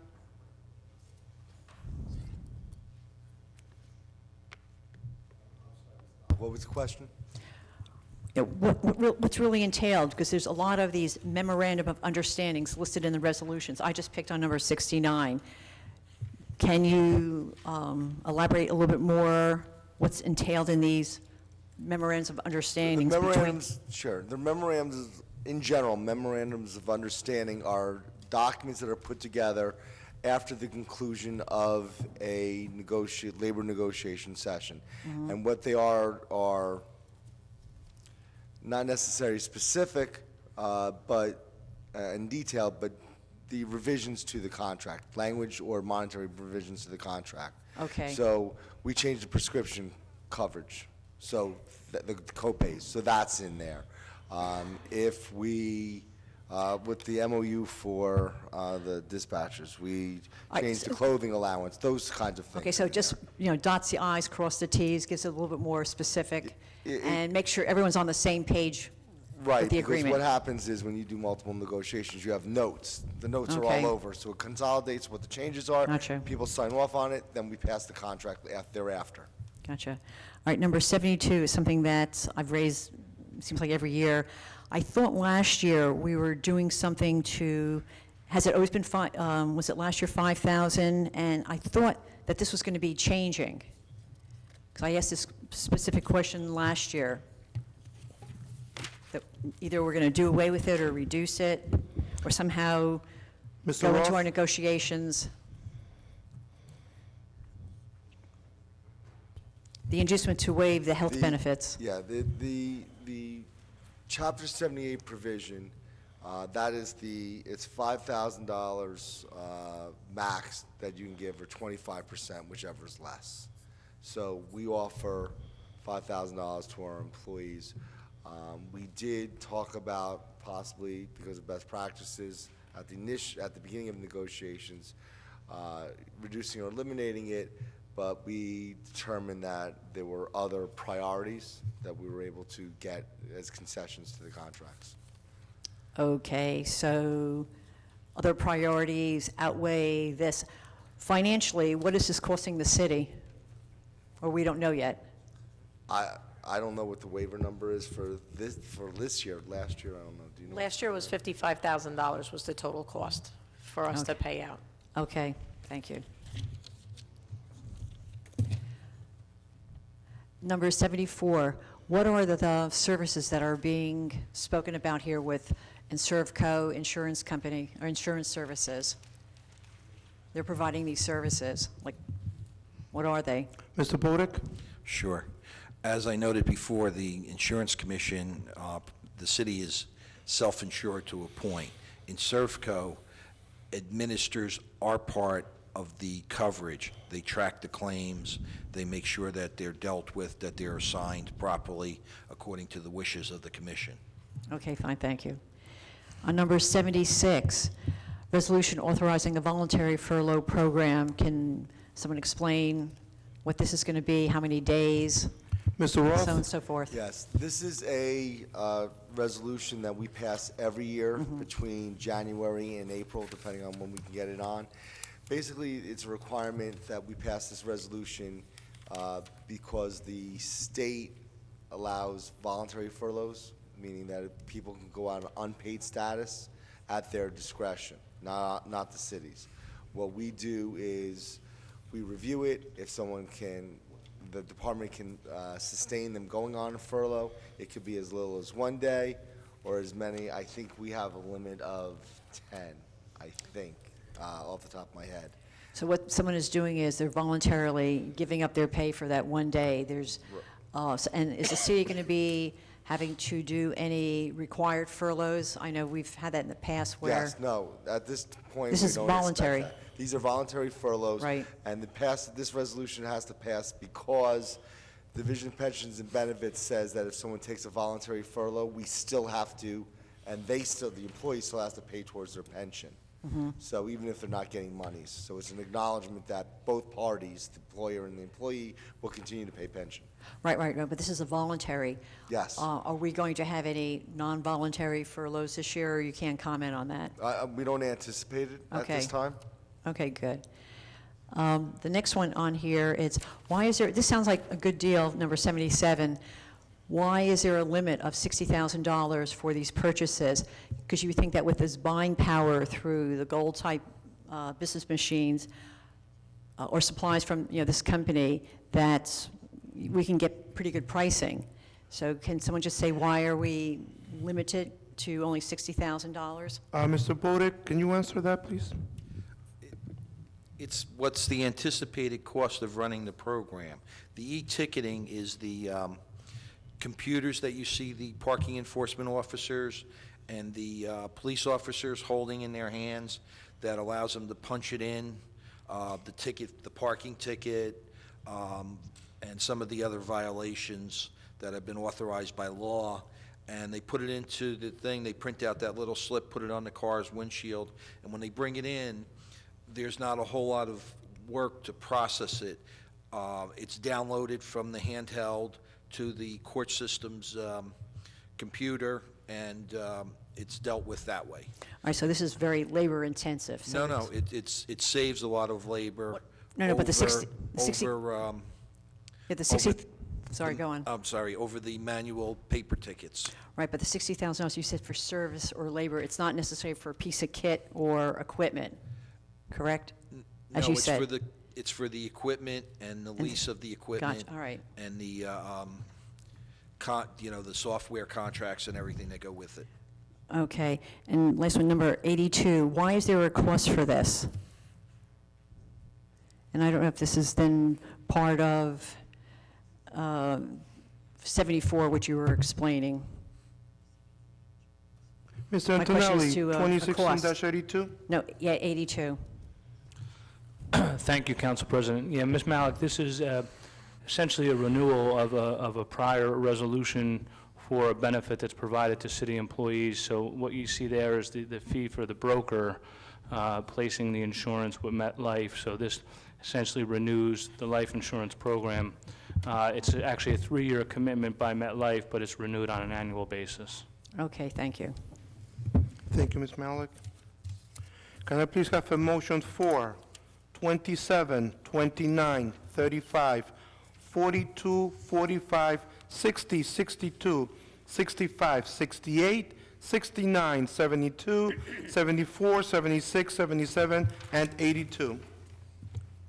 I make a motion and ask for a second. Second. Mrs. Ormond? Yes. Byer, Yes. Brown, Yes to all, abstain on 82. Brooks, Yes. Crosby, Hurling, No on 27, abstain on 69. Yes to the rest. Sadowski. Yes. Strano. Yes. Yemakaitis, Yes. Medina, Yes. Hickey, Yes. Mr. Alvarez. Yes. At this time, we ordinance for first reading. If anybody wants to make any comments, there will be no questions, just comments, and will be taken under consideration.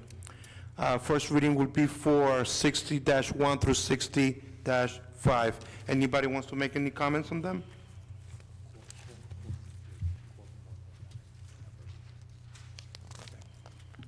Anybody on 60-1? Okay, I'll have the deputy clerk please read the ordinance 60-1. An ordinance to amend Chapter 26 flood damage protection. Motion. May I have a motion? Oh, Yes, sorry. Mr. President, I'd like to make a motion that we accept ordinance 60-1, and I seek a second. Second. Mrs. Ormond? Yes. Byer? Yes. Brown? Yes. Brooks? Yes. Cosby Hurling? Yes. Sadowski? Yes. Strano? Yes. Yemakaitis? Yes. Medina? Yes. Hickey? Yes. Mr. Alvarez? Yes.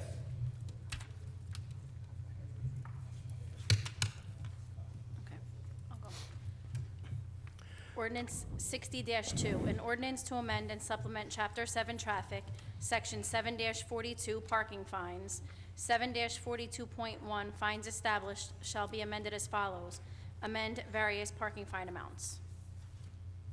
Does anybody have any comments for ordinance 60-2? Can I have a motion, please? Make a motion for the introduction of ordinance 60-2 and ask for a second. Second. Mrs. Ormond? Yes. Byer? Yes. Brown? Yes. Brooks? Yes. Cosby Hurling? Yes. Sadowski? Yes. Strano? Yes. Yemakaitis? Yes. Medina? Yes. Hickey? Yes. Mr. Alvarez? Yes. Can you please read 60-3? An ordinance to amend and supplement Chapter 31 zoning of the ordinance entitled, An Ordinance Adopting and Enacting the Revised General Ordinances of the City of Linden, 1999, delete Section 31-25.5 General Regulations and add new Section 31-25.5 signs. Does anybody want to make a comment on 60-3? And I please have a motion? Make a motion for the introduction of ordinance 60-3 and ask for a second. Second. Mrs. Ormond? Yes. Byer? Yes. Brown? Yes. Brooks? Yes. Cosby Hurling? Yes. Sadowski? Yes. Strano? Yes. Yemakaitis? Yes. Medina? Yes. Hickey? Yes. Mr. Alvarez? Yes. Ms. Deputy Clerk, can I please have a reading on 60-4? An ordinance to amend and supplement Chapter 15, Streets and Sidewalks of an ordinance entitled, An Ordinance Adopting and Enacting the Revised General Ordinances of the City of Linden, 1999. Is there anybody that wants to make a comment on 60-4? May I have a motion, please? Make a motion for the introduction of ordinance 60-4 and seek a second. Second. Mrs. Ormond? Yes. Byer? Yes. Brown? Yes. Brooks? Yes. Cosby Hurling? Yes. Sadowski? Yes. Strano? Yes. Yemakaitis? Yes. Medina? Yes. Hickey? Yes. Mr. Alvarez? Yes. Ms. Deputy Clerk, can you please read 60-5? An ordinance to amend and supplement Chapter 3, Police Regulations of the ordinance entitled, An Ordinance Adopting and Enacting the Revised General Ordinances of the City of Linden, 1999, amending Section 3-2 to add new Section 3-2.6 Prohibited Acts. Does anybody want to make a comment on 60-5? Can I have a motion, please? Make a motion for the introduction of ordinance 60-5 and ask for a second. Second. Mrs. Ormond? Yes. Byer? Yes. Brown? Yes. Brooks? Yes. Cosby Hurling? Yes. Sadowski? Yes. Strano? Yes. Yemakaitis? Yes. Medina? Yes. Hickey? Yes. Mr. Alvarez? Yes. At this time, we go on comments from members of the public in attendance on city business only. No personal, political, or derogatory comments. If things get out of hand, I will not hesitate to stop you and ask you to leave. If there's anyone who has not signed the sheet here, anybody else that wants to speak? Also want to remind you, it's 5 minutes. I'm equal with everybody. But this time I will have the clock and I'll turn it around for some of you if you need to read it. Can I please have Mayor Gorbanka?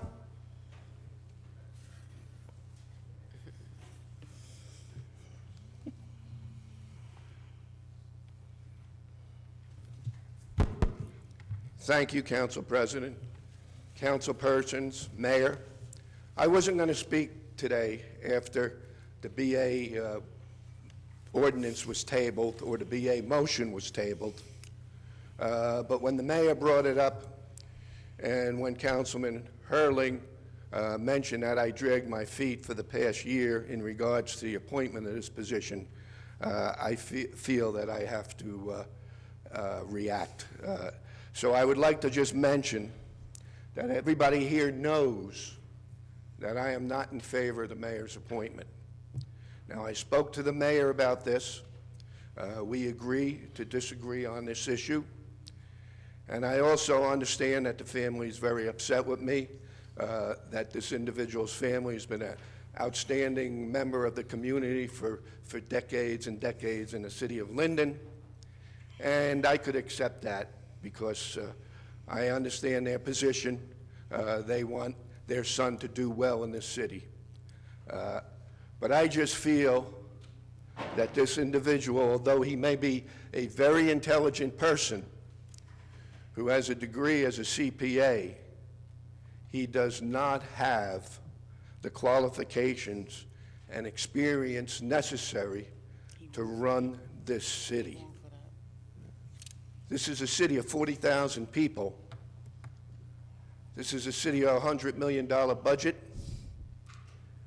And you can't have somebody that has absolutely no experience in public administration or have any degree in business administration or municipal administration to have the run of this city with on-the-job training, especially since who's going to train this individual? In all due respect, the mayor's a part-time mayor. He has a full-time job in the county.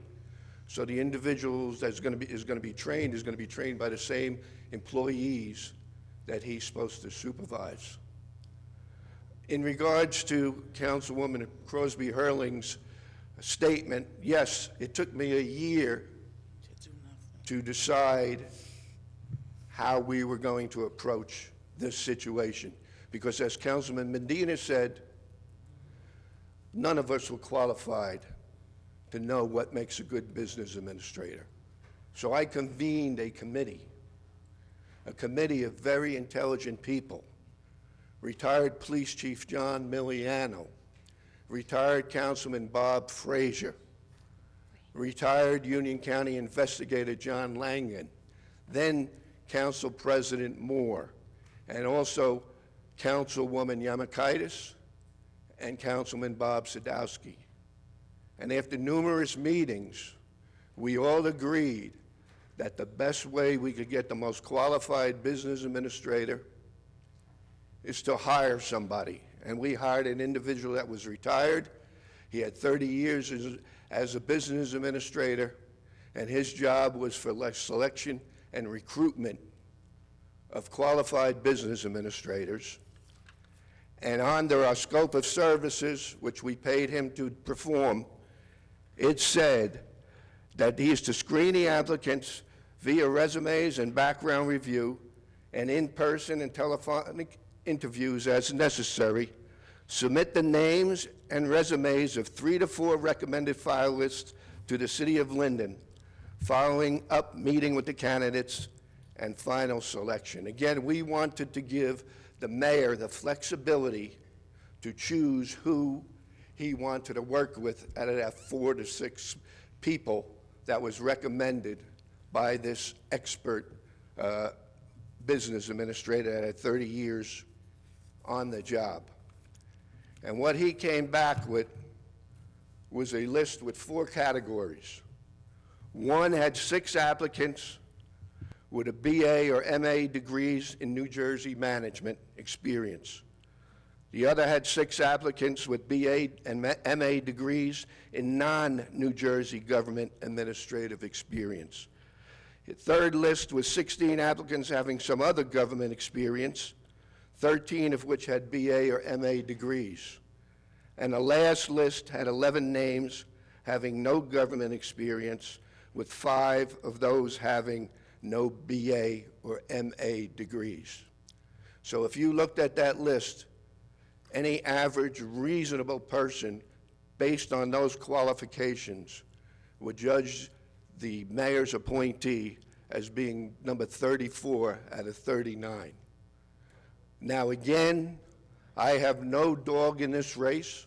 My only concern is for the future of Linden, and I want the best business administrator we could have to run this city, because he's going to have a tremendous amount of power.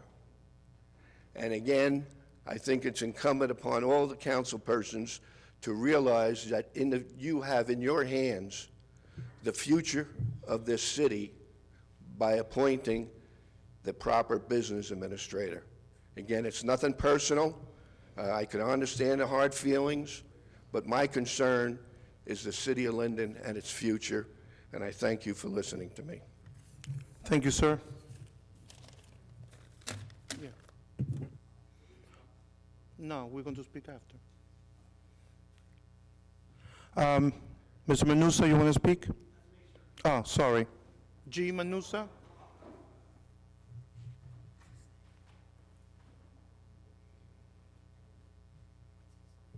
Excuse me, sir, what's your first name? G? Gary? Gary.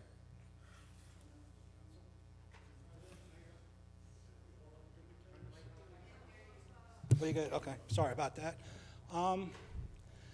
You know, I go back a long way with Mayor Gabanka.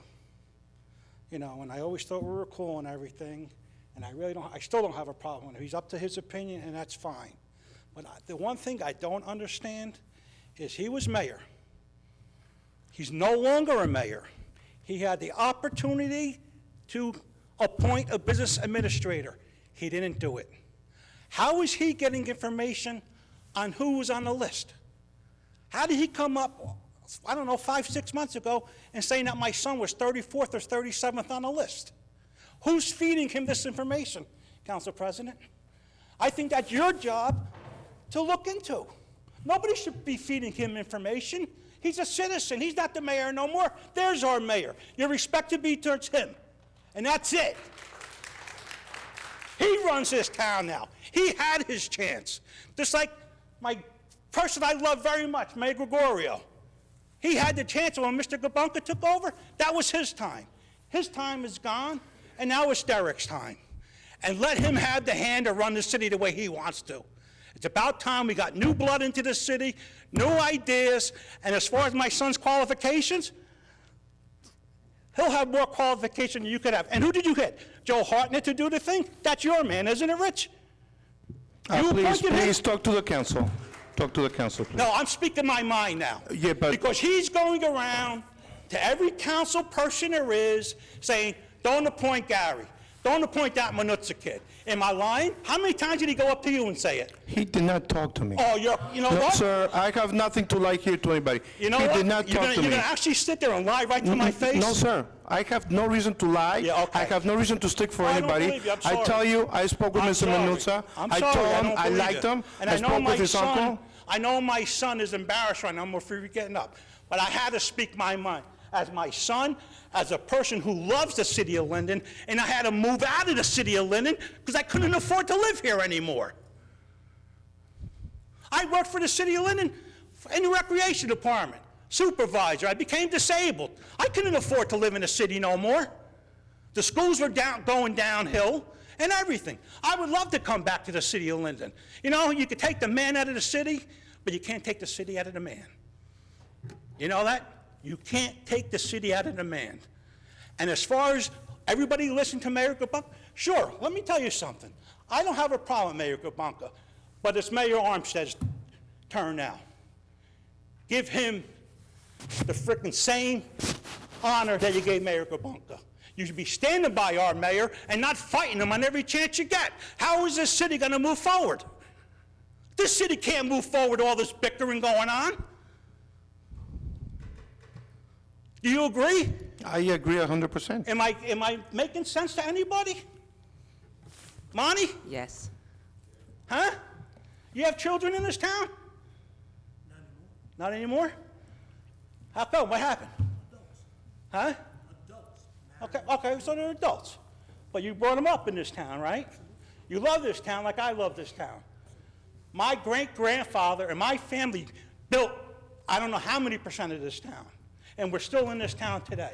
I might not be in town, but my heart's in this town. And for you not to support our current mayor and keep on supporting the past mayor is a crime. It's a crime. Thank you for your time.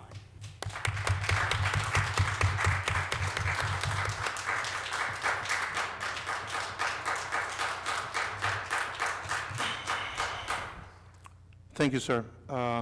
Ms. Wolverine?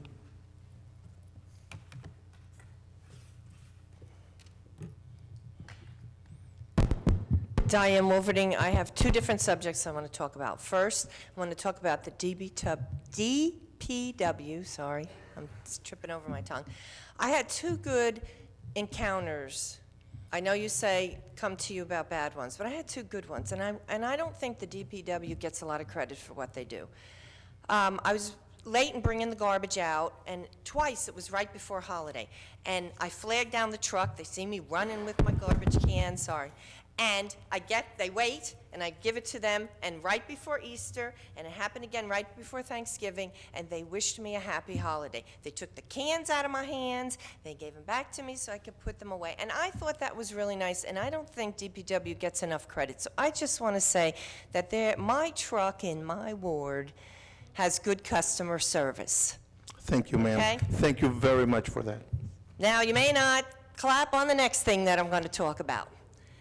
Mayor, I know you're working really hard to get us some revenue to bring our taxes down, but I also think it's important to you to make sure that money isn't wasted, correct?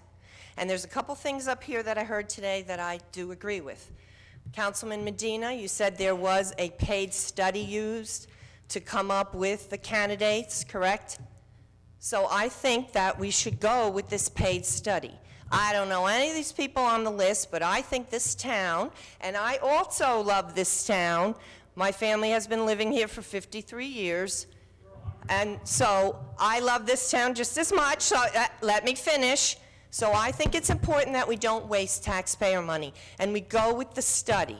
Again, I don't know anybody on this list, but my town deserves someone in the top 5. And also, if you see what's going on in the other towns, they never take anyone that has lived here, because if you live here, you know a lot of people in this town. And you can't govern over people that you are buddy-buddy or know well. But if you look in the other towns, they always bring in an outsider to do the tough job. And this is important to our city. And yes, I want to see our city move forward. And Council President, I agree with you. You're going to be surprised on this, that yes, you guys do work for us. You were voted in. You're here to, look out for us, our money, and move this city forward. So again, and I agree totally with your statement, that work hard for us, and please get us the best, and please don't waste our money. Thank you, ma'am.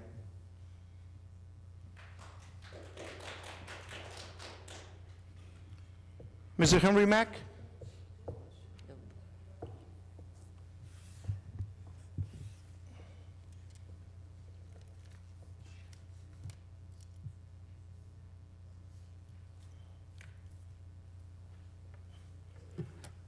Mr. Mack, before you start, can you see the clock? Thank you kindly, sir. I want to make sure that you understand, I treat everybody equally, sir. You tell me when you're ready to start. The people said that they're not quite sure of that, but we will live with that. All right. That's okay with us, if you will. Mr. Mayor, I respectfully ask for permission to speak, sir. Thank you kindly. Mr. President of the City Council. Yes, sir. Chief of Police. I call the police because sometimes you got to call the police. Attorney at law. Sometimes we got to call the attorney at law. The put order into this I call nonsense. The peoples, I didn't say it now, the peoples told me that I have the right to say what is reasonable and logical. And the first thing I need to do is refer to you, thank Almighty God, and Happy New Year to you. Well, thank you. And I want to tell you that I'm on the base of what your father taught me, and I'm not going to change that policy. I can change the rules, but I can't change this policy. Let's be clear on that. Mr. President of City Council, I heard what the people said. I personally shook the mayor, the ex-mayor hand of the city of Linden. I personally, am I right about that? And I notified him that I have a rebuttal. Mr. Mayor, I'm gonna piggyback off what you told me. I didn't say it. You said it. Upstairs, in the office. That was a personal friend of mine that I asked you to leave alone. I asked you to do that, and you told me. I didn't say it, you said it. Tell him to go ride into the sunset. Am I right about that? No, I'm not? Okay. So let's work from there. Let's work from there. If you will, in the name of God. God, you said it. I didn't say it. You said it. Tell him to go ride into the sunset. And I want to thank the chief of police for such a unique and fine job that he is doing on our behalf in the city of Linden. I want to thank the council members in the city of Linden for what they are doing. But I want to be crystal clear on behalf of the people. And I told y'all this a few months ago. It's one Linden, one. I told y'all a few months ago that there is a variety of cupcakes in the city of Linden. Watch your language. I said it. There's a variety of cupcakes in the city of Linden. They look good, but I swear they don't taste good. And I'm saying, too, I'm saying it on behalf of the peoples, and be clear on that. On behalf of the people. We got one Linden, one mayor, one president of city council, and members of city council. I didn't send you up here. The people sent you up here. And I respectfully say, on behalf of the people, now, guess what? I didn't say it. The people said it. If you could tell somebody to go to the sunset, I didn't say it, you said it, then I think you should be fair enough, honest enough to shake hands and turn the torch over to the city of Linden that the people said. I didn't say it, the people said it, that he's the mayor of the city of Linden. Based on what I heard, I didn't say it, you said it. What you decided what was good for the city of Linden was in your term of 4 years or 8 years. Somebody will clear the record on me. Give me that, Peter. How long was he mayor? 8 years. Now it's over with. 8 years over with, Mr. Mayor. And I love you, and I told you a few minutes ago before I walked up here, I love you, and ain't nothing you can do about it. Let's be clear on that. But the mayor that is in the office of the mayor of the city of Linden is the mayor. I remember somewhere along the way, get on your horse and go to the sunset. I remember that. And I asked you not to say that to me, but you said it anyway. I come here to tell you tonight on behalf of the people. They told me, to tell you, stop. Let it go. We have a president of city council. We have a mayor. The mayor is our leader. According to the scriptures, he said whom the people had chosen to be the mayor or to be the leader of the people. He is in charge. Mr. Mack? Well, I think my message is clear. Thank you, sir.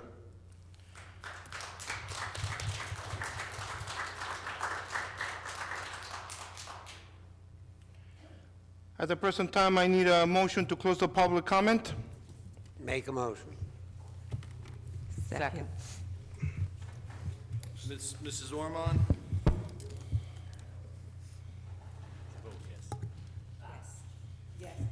Yes. Fire? Yes. Brown? Yes. Brooks? Yes. Cosby Hurling? Yes. Sadowski? Strano? Yes. Demichitis? Yes. Medina? Yes. Hickey? Yes. Mr. Alvarez? Yes, I would like to know from the dais who would like to make comments. Me. I would like to make comments. 3, 1, One. 3, 5, 4. 10. Mayor? 1, 3, 4, 5? What about two? Yes? Everybody. 1, 2, 3, Everybody just might as well go right down the line. 4, 5, 6, 7, 8, 9. Not 9? Not 9. Okay, remember, you got 1 minute. Please say what you have to say clearly and quickly. Councilwoman Norman? Okay, I'm going to skip what I had planned on saying, but I would like to address something. I may be new to this, but I've been involved politically for 9 years with the Board of Education, and I have never in my life witnessed a change of power from superintendents to have the former superintendent show disrespect to the new person in charge. We have a policy that when the guard changes, you just step down and let the new person do their job. The former person is last night's dinner, okay? So kindly let the mayor have his just a due and do what he needs to do. That's just called basic respect. That's something that my father taught us at a very young age, and unfortunately I'm finding that people just don't have that common decency and respect, and they think a little power entitles them to flaunt and just do what they want to do and say what they want to say. Thank you, Councilwoman. That's your minute. In this closing, Yeah. hurry up. Aesop's fable, sour grapes. Thank you. Thank you, that concludes my report. Councilman Byer? Yeah, I just forgot to tell everybody that need to get in touch with me. You can use my phone number, 908-494-0980, and social media is Councilman Donald Byer. Thank you. That's it. Thank you, sir. 10 seconds. Councilman Brown? Okay, it's a couple of things. In regards to this BA position, it's like deja vu again for me.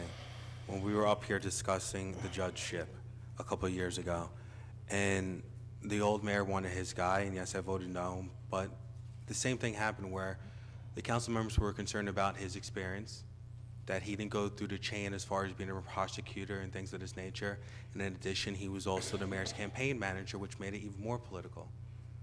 He went through that process for years, only for him to finally get the guy who he picked as his right in, and come to find out the guy did a great job. Now, we have a new mayor here. It's his appointment as far as the BA, and we're doing the same thing all over again. The mayor hasn't given me any reason to trust his judgment. He has been working very hard. Yes, you say he's part-time, but then we can say the same thing about you, and he's always available when I call him, and I see the hard work that he is doing. I think he does need his fair share.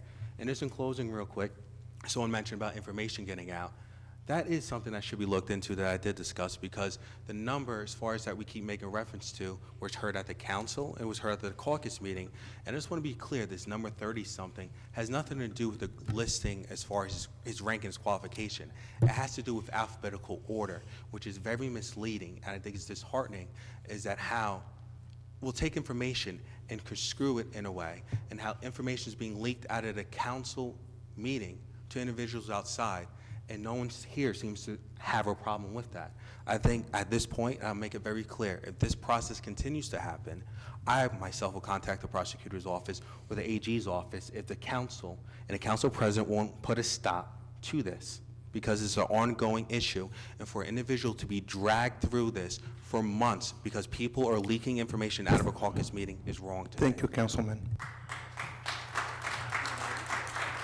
Councilman Brooks? Thank you, Council President. Many people have stood here and made comments, including the last person and the person before that. As far as I'm concerned, you have every right to say anything that you want to say here. It's part of what we do. You also have a right to be wrong. 1,000% wrong as it relates to someone coming to me and trying to express to me what I will do and what I won't. Neither anybody sitting out there nor anybody else will do that to me. I will do what I know and what I think is right 100% of the time, regardless as to the family or whoever else might step there. Although I will fight to defend their right to stand there and say it. So although I appreciate what it is you said, you were wrong in what you said. Thank you, Council President. Thank you, Councilman. Councilman Sadowski? Oh, I'm sorry. Councilman Strano? Yes, Council President. The whole process of vetting out a business administrator occurred during my absence, I guess you'd call, when I was voted off this council. So I took it upon myself to make my decision based on fact, and I got a copy of the ordinance. And I read it thoroughly before I made my decision, because I did not want to put the city in any kind of jeopardy that I thought would be out of the control of the governing body. And I voted, in the direction of approving the person that the mayor had requested. And I just want to point out one of the things that I remember reading about residency. Section 2, it's 2-8-2, appointment and removal and residence. The administrator shall be appointed by the mayor, subject to confirmation of the appointment by a majority vote of the city council, hold office at the pleasure of the city council. The person appointed to the office shall make his permanent residence in the city of Linden. And I don't see any problem with picking somebody that's already in the city of Linden. So whoever it was that was making a comment about having somebody in the city would be biased because they know people, is totally off base, because the ordinance actually stipulates that. And then my comments. Thank you, Councilman. Councilwoman Yamikaitis? Thank you, Council President. As the former Mayor Grabunka stated, Councilman Zadowski and I both sat on the Business Administrator Committee. And it was a long, tedious process. And one of the things that the study charged the person to do, they did not break it down according to numbers. He came back with different charts of who was qualified in different areas, what their degrees were. I don't know where this number 34 comes from.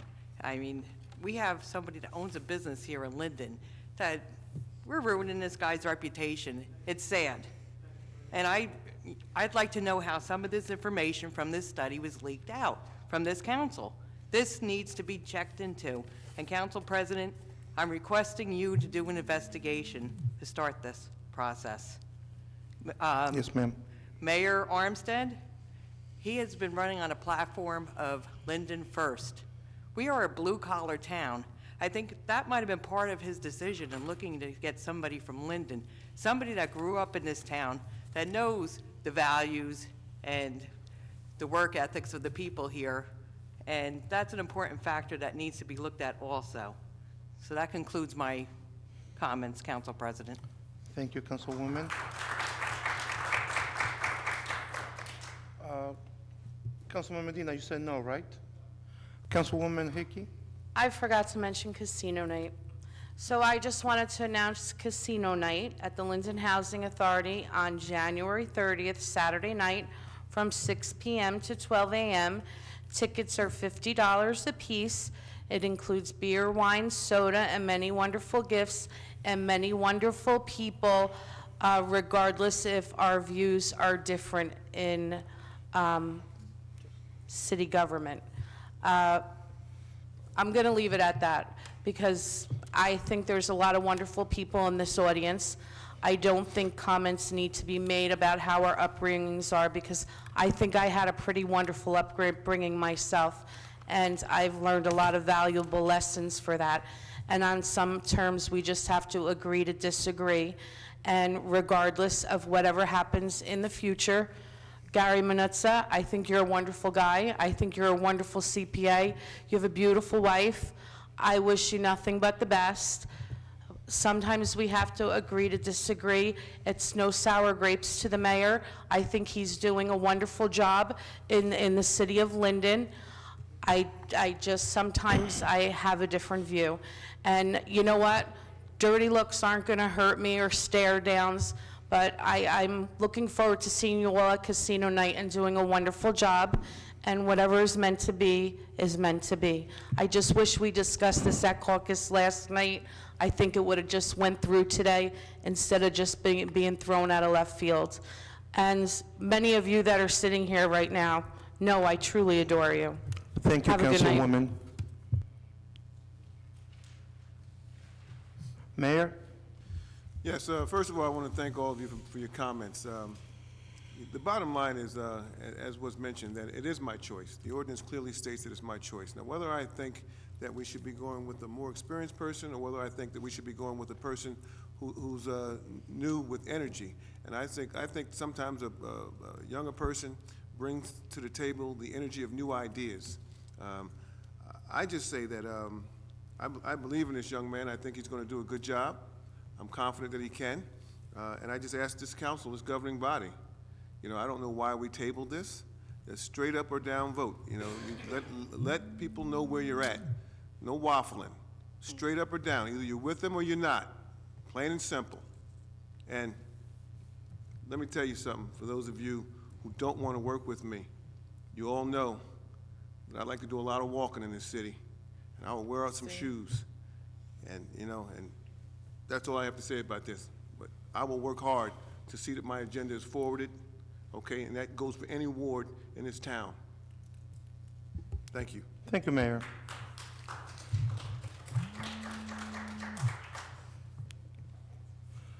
Councilwoman Cosby Harling? Yeah, see, that's what I was trying to avoid, the threats. Well, Mayor Gabanka called me today and threatened me earlier, and then I take that threat right there personally because I feel like this was poorly planned. We had not had a conversation, and the mayor's appointment is here with an expectation. Councilman who nominated him failed to talk about what the salary was. He failed to introduce the residency waiver and even the start date. So the ordinance doesn't require any marked specific degree. I've seen this young man's resume. I know him personally, and I too have been in his shoes at the end of the day. When people discount you for whatever reason, and then you come and you do the best possible job. But I also feel like, again, there's no conversation. The mayor took for granted that I support Gary. So we come out here and then we're having a sidebar and it's like, well, do what you need to do. So it's like a threat. So then what are we doing? Appointing somebody with no salary, with no start date? It's just, I'm sorry, but it is what it is. So if you want to make things right for the young man, give him a start date. Let's say that we start him April 4th. Let's say we start him at the base salary for the position, $85,000. Let's say we put on the floor for Gary Manutza to be the BA. But again, there is no assistant position. So when the mayor's talking about training, there is no one other than the employees and also the members of the governing body who are going to guide this young man. Also, best practices. Thank you. He's not an idiot. Make a motion. That is the motion. $85,000, April 4th, Gary Manutza Jr. Thank you. Well, let's vote on it then. No. You're out of order, please. There was a motion. No, there's not a motion. That was a motion. At this time, we're doing comments. I'll second the motion. Point of order. That was, if our attorney can interpret, that was a motion, and I second it. I would like the attorney's interpretation. To the extent that your council rules require certain things to happen on the agenda, a motion could be made for the nomination at this time. But it was tabled already. So I'd like to second it. It was tabled, but with no, it wasn't indefinitely, it was just tabled. And I would like to, point of order, that the motion that's on there not only lists the name, but to Councilwoman Cosme's point, it also lists the salary, so I would consider that a new resolution, and a start date. So I would consider that a new resolution as well. So I second the motion.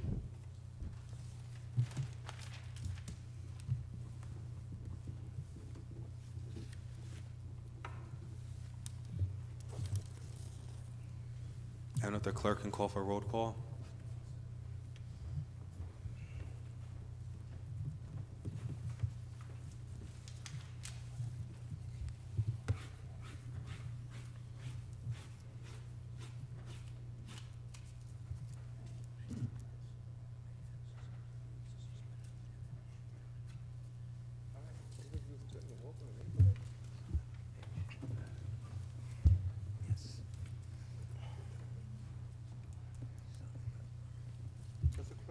roll call.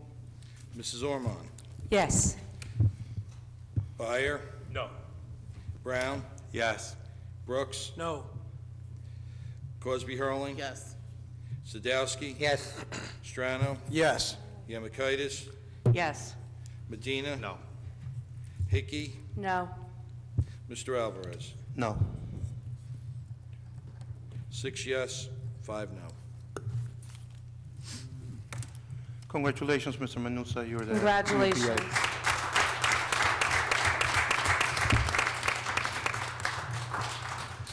Last comments, Mr. Brooks?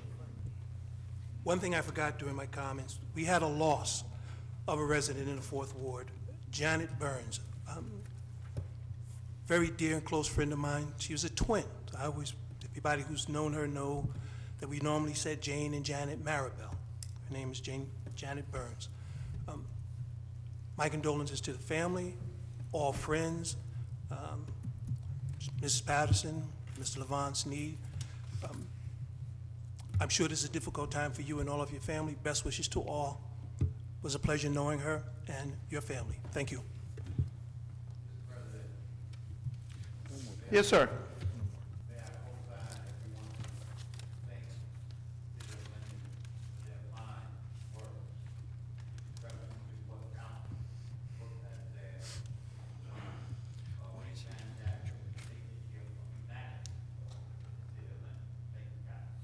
Thank you. Organization meeting of the 2016 council will be as follows. Council conference meeting Monday, February 15, 2016, at 6 p.m. in the council conference room, City Hall 301 Northwood Avenue. Council conference meeting prior to the council meeting, Tuesday, February 16, 2016, at 6 p.m. in the council conference room, City Hall 301 Northwood Avenue. Council meeting Tuesday, February 16, 2016, at 7 p.m. in the council chambers, City Hall 301 Northwood Avenue. I need a motion to adjourn. Motion. Second. Mrs. Ormond? Yes. Byer? Yes. Brown? Yes. Brooks? Yes. Cosby Hurling? Yes. Sadowski? Yes. Strano? Yes. Yemakaitis? Yes. Medina? Yes. Hickey? Yes. Mr. Alvarez? Yes. Meeting adjourned. You want the MOUs?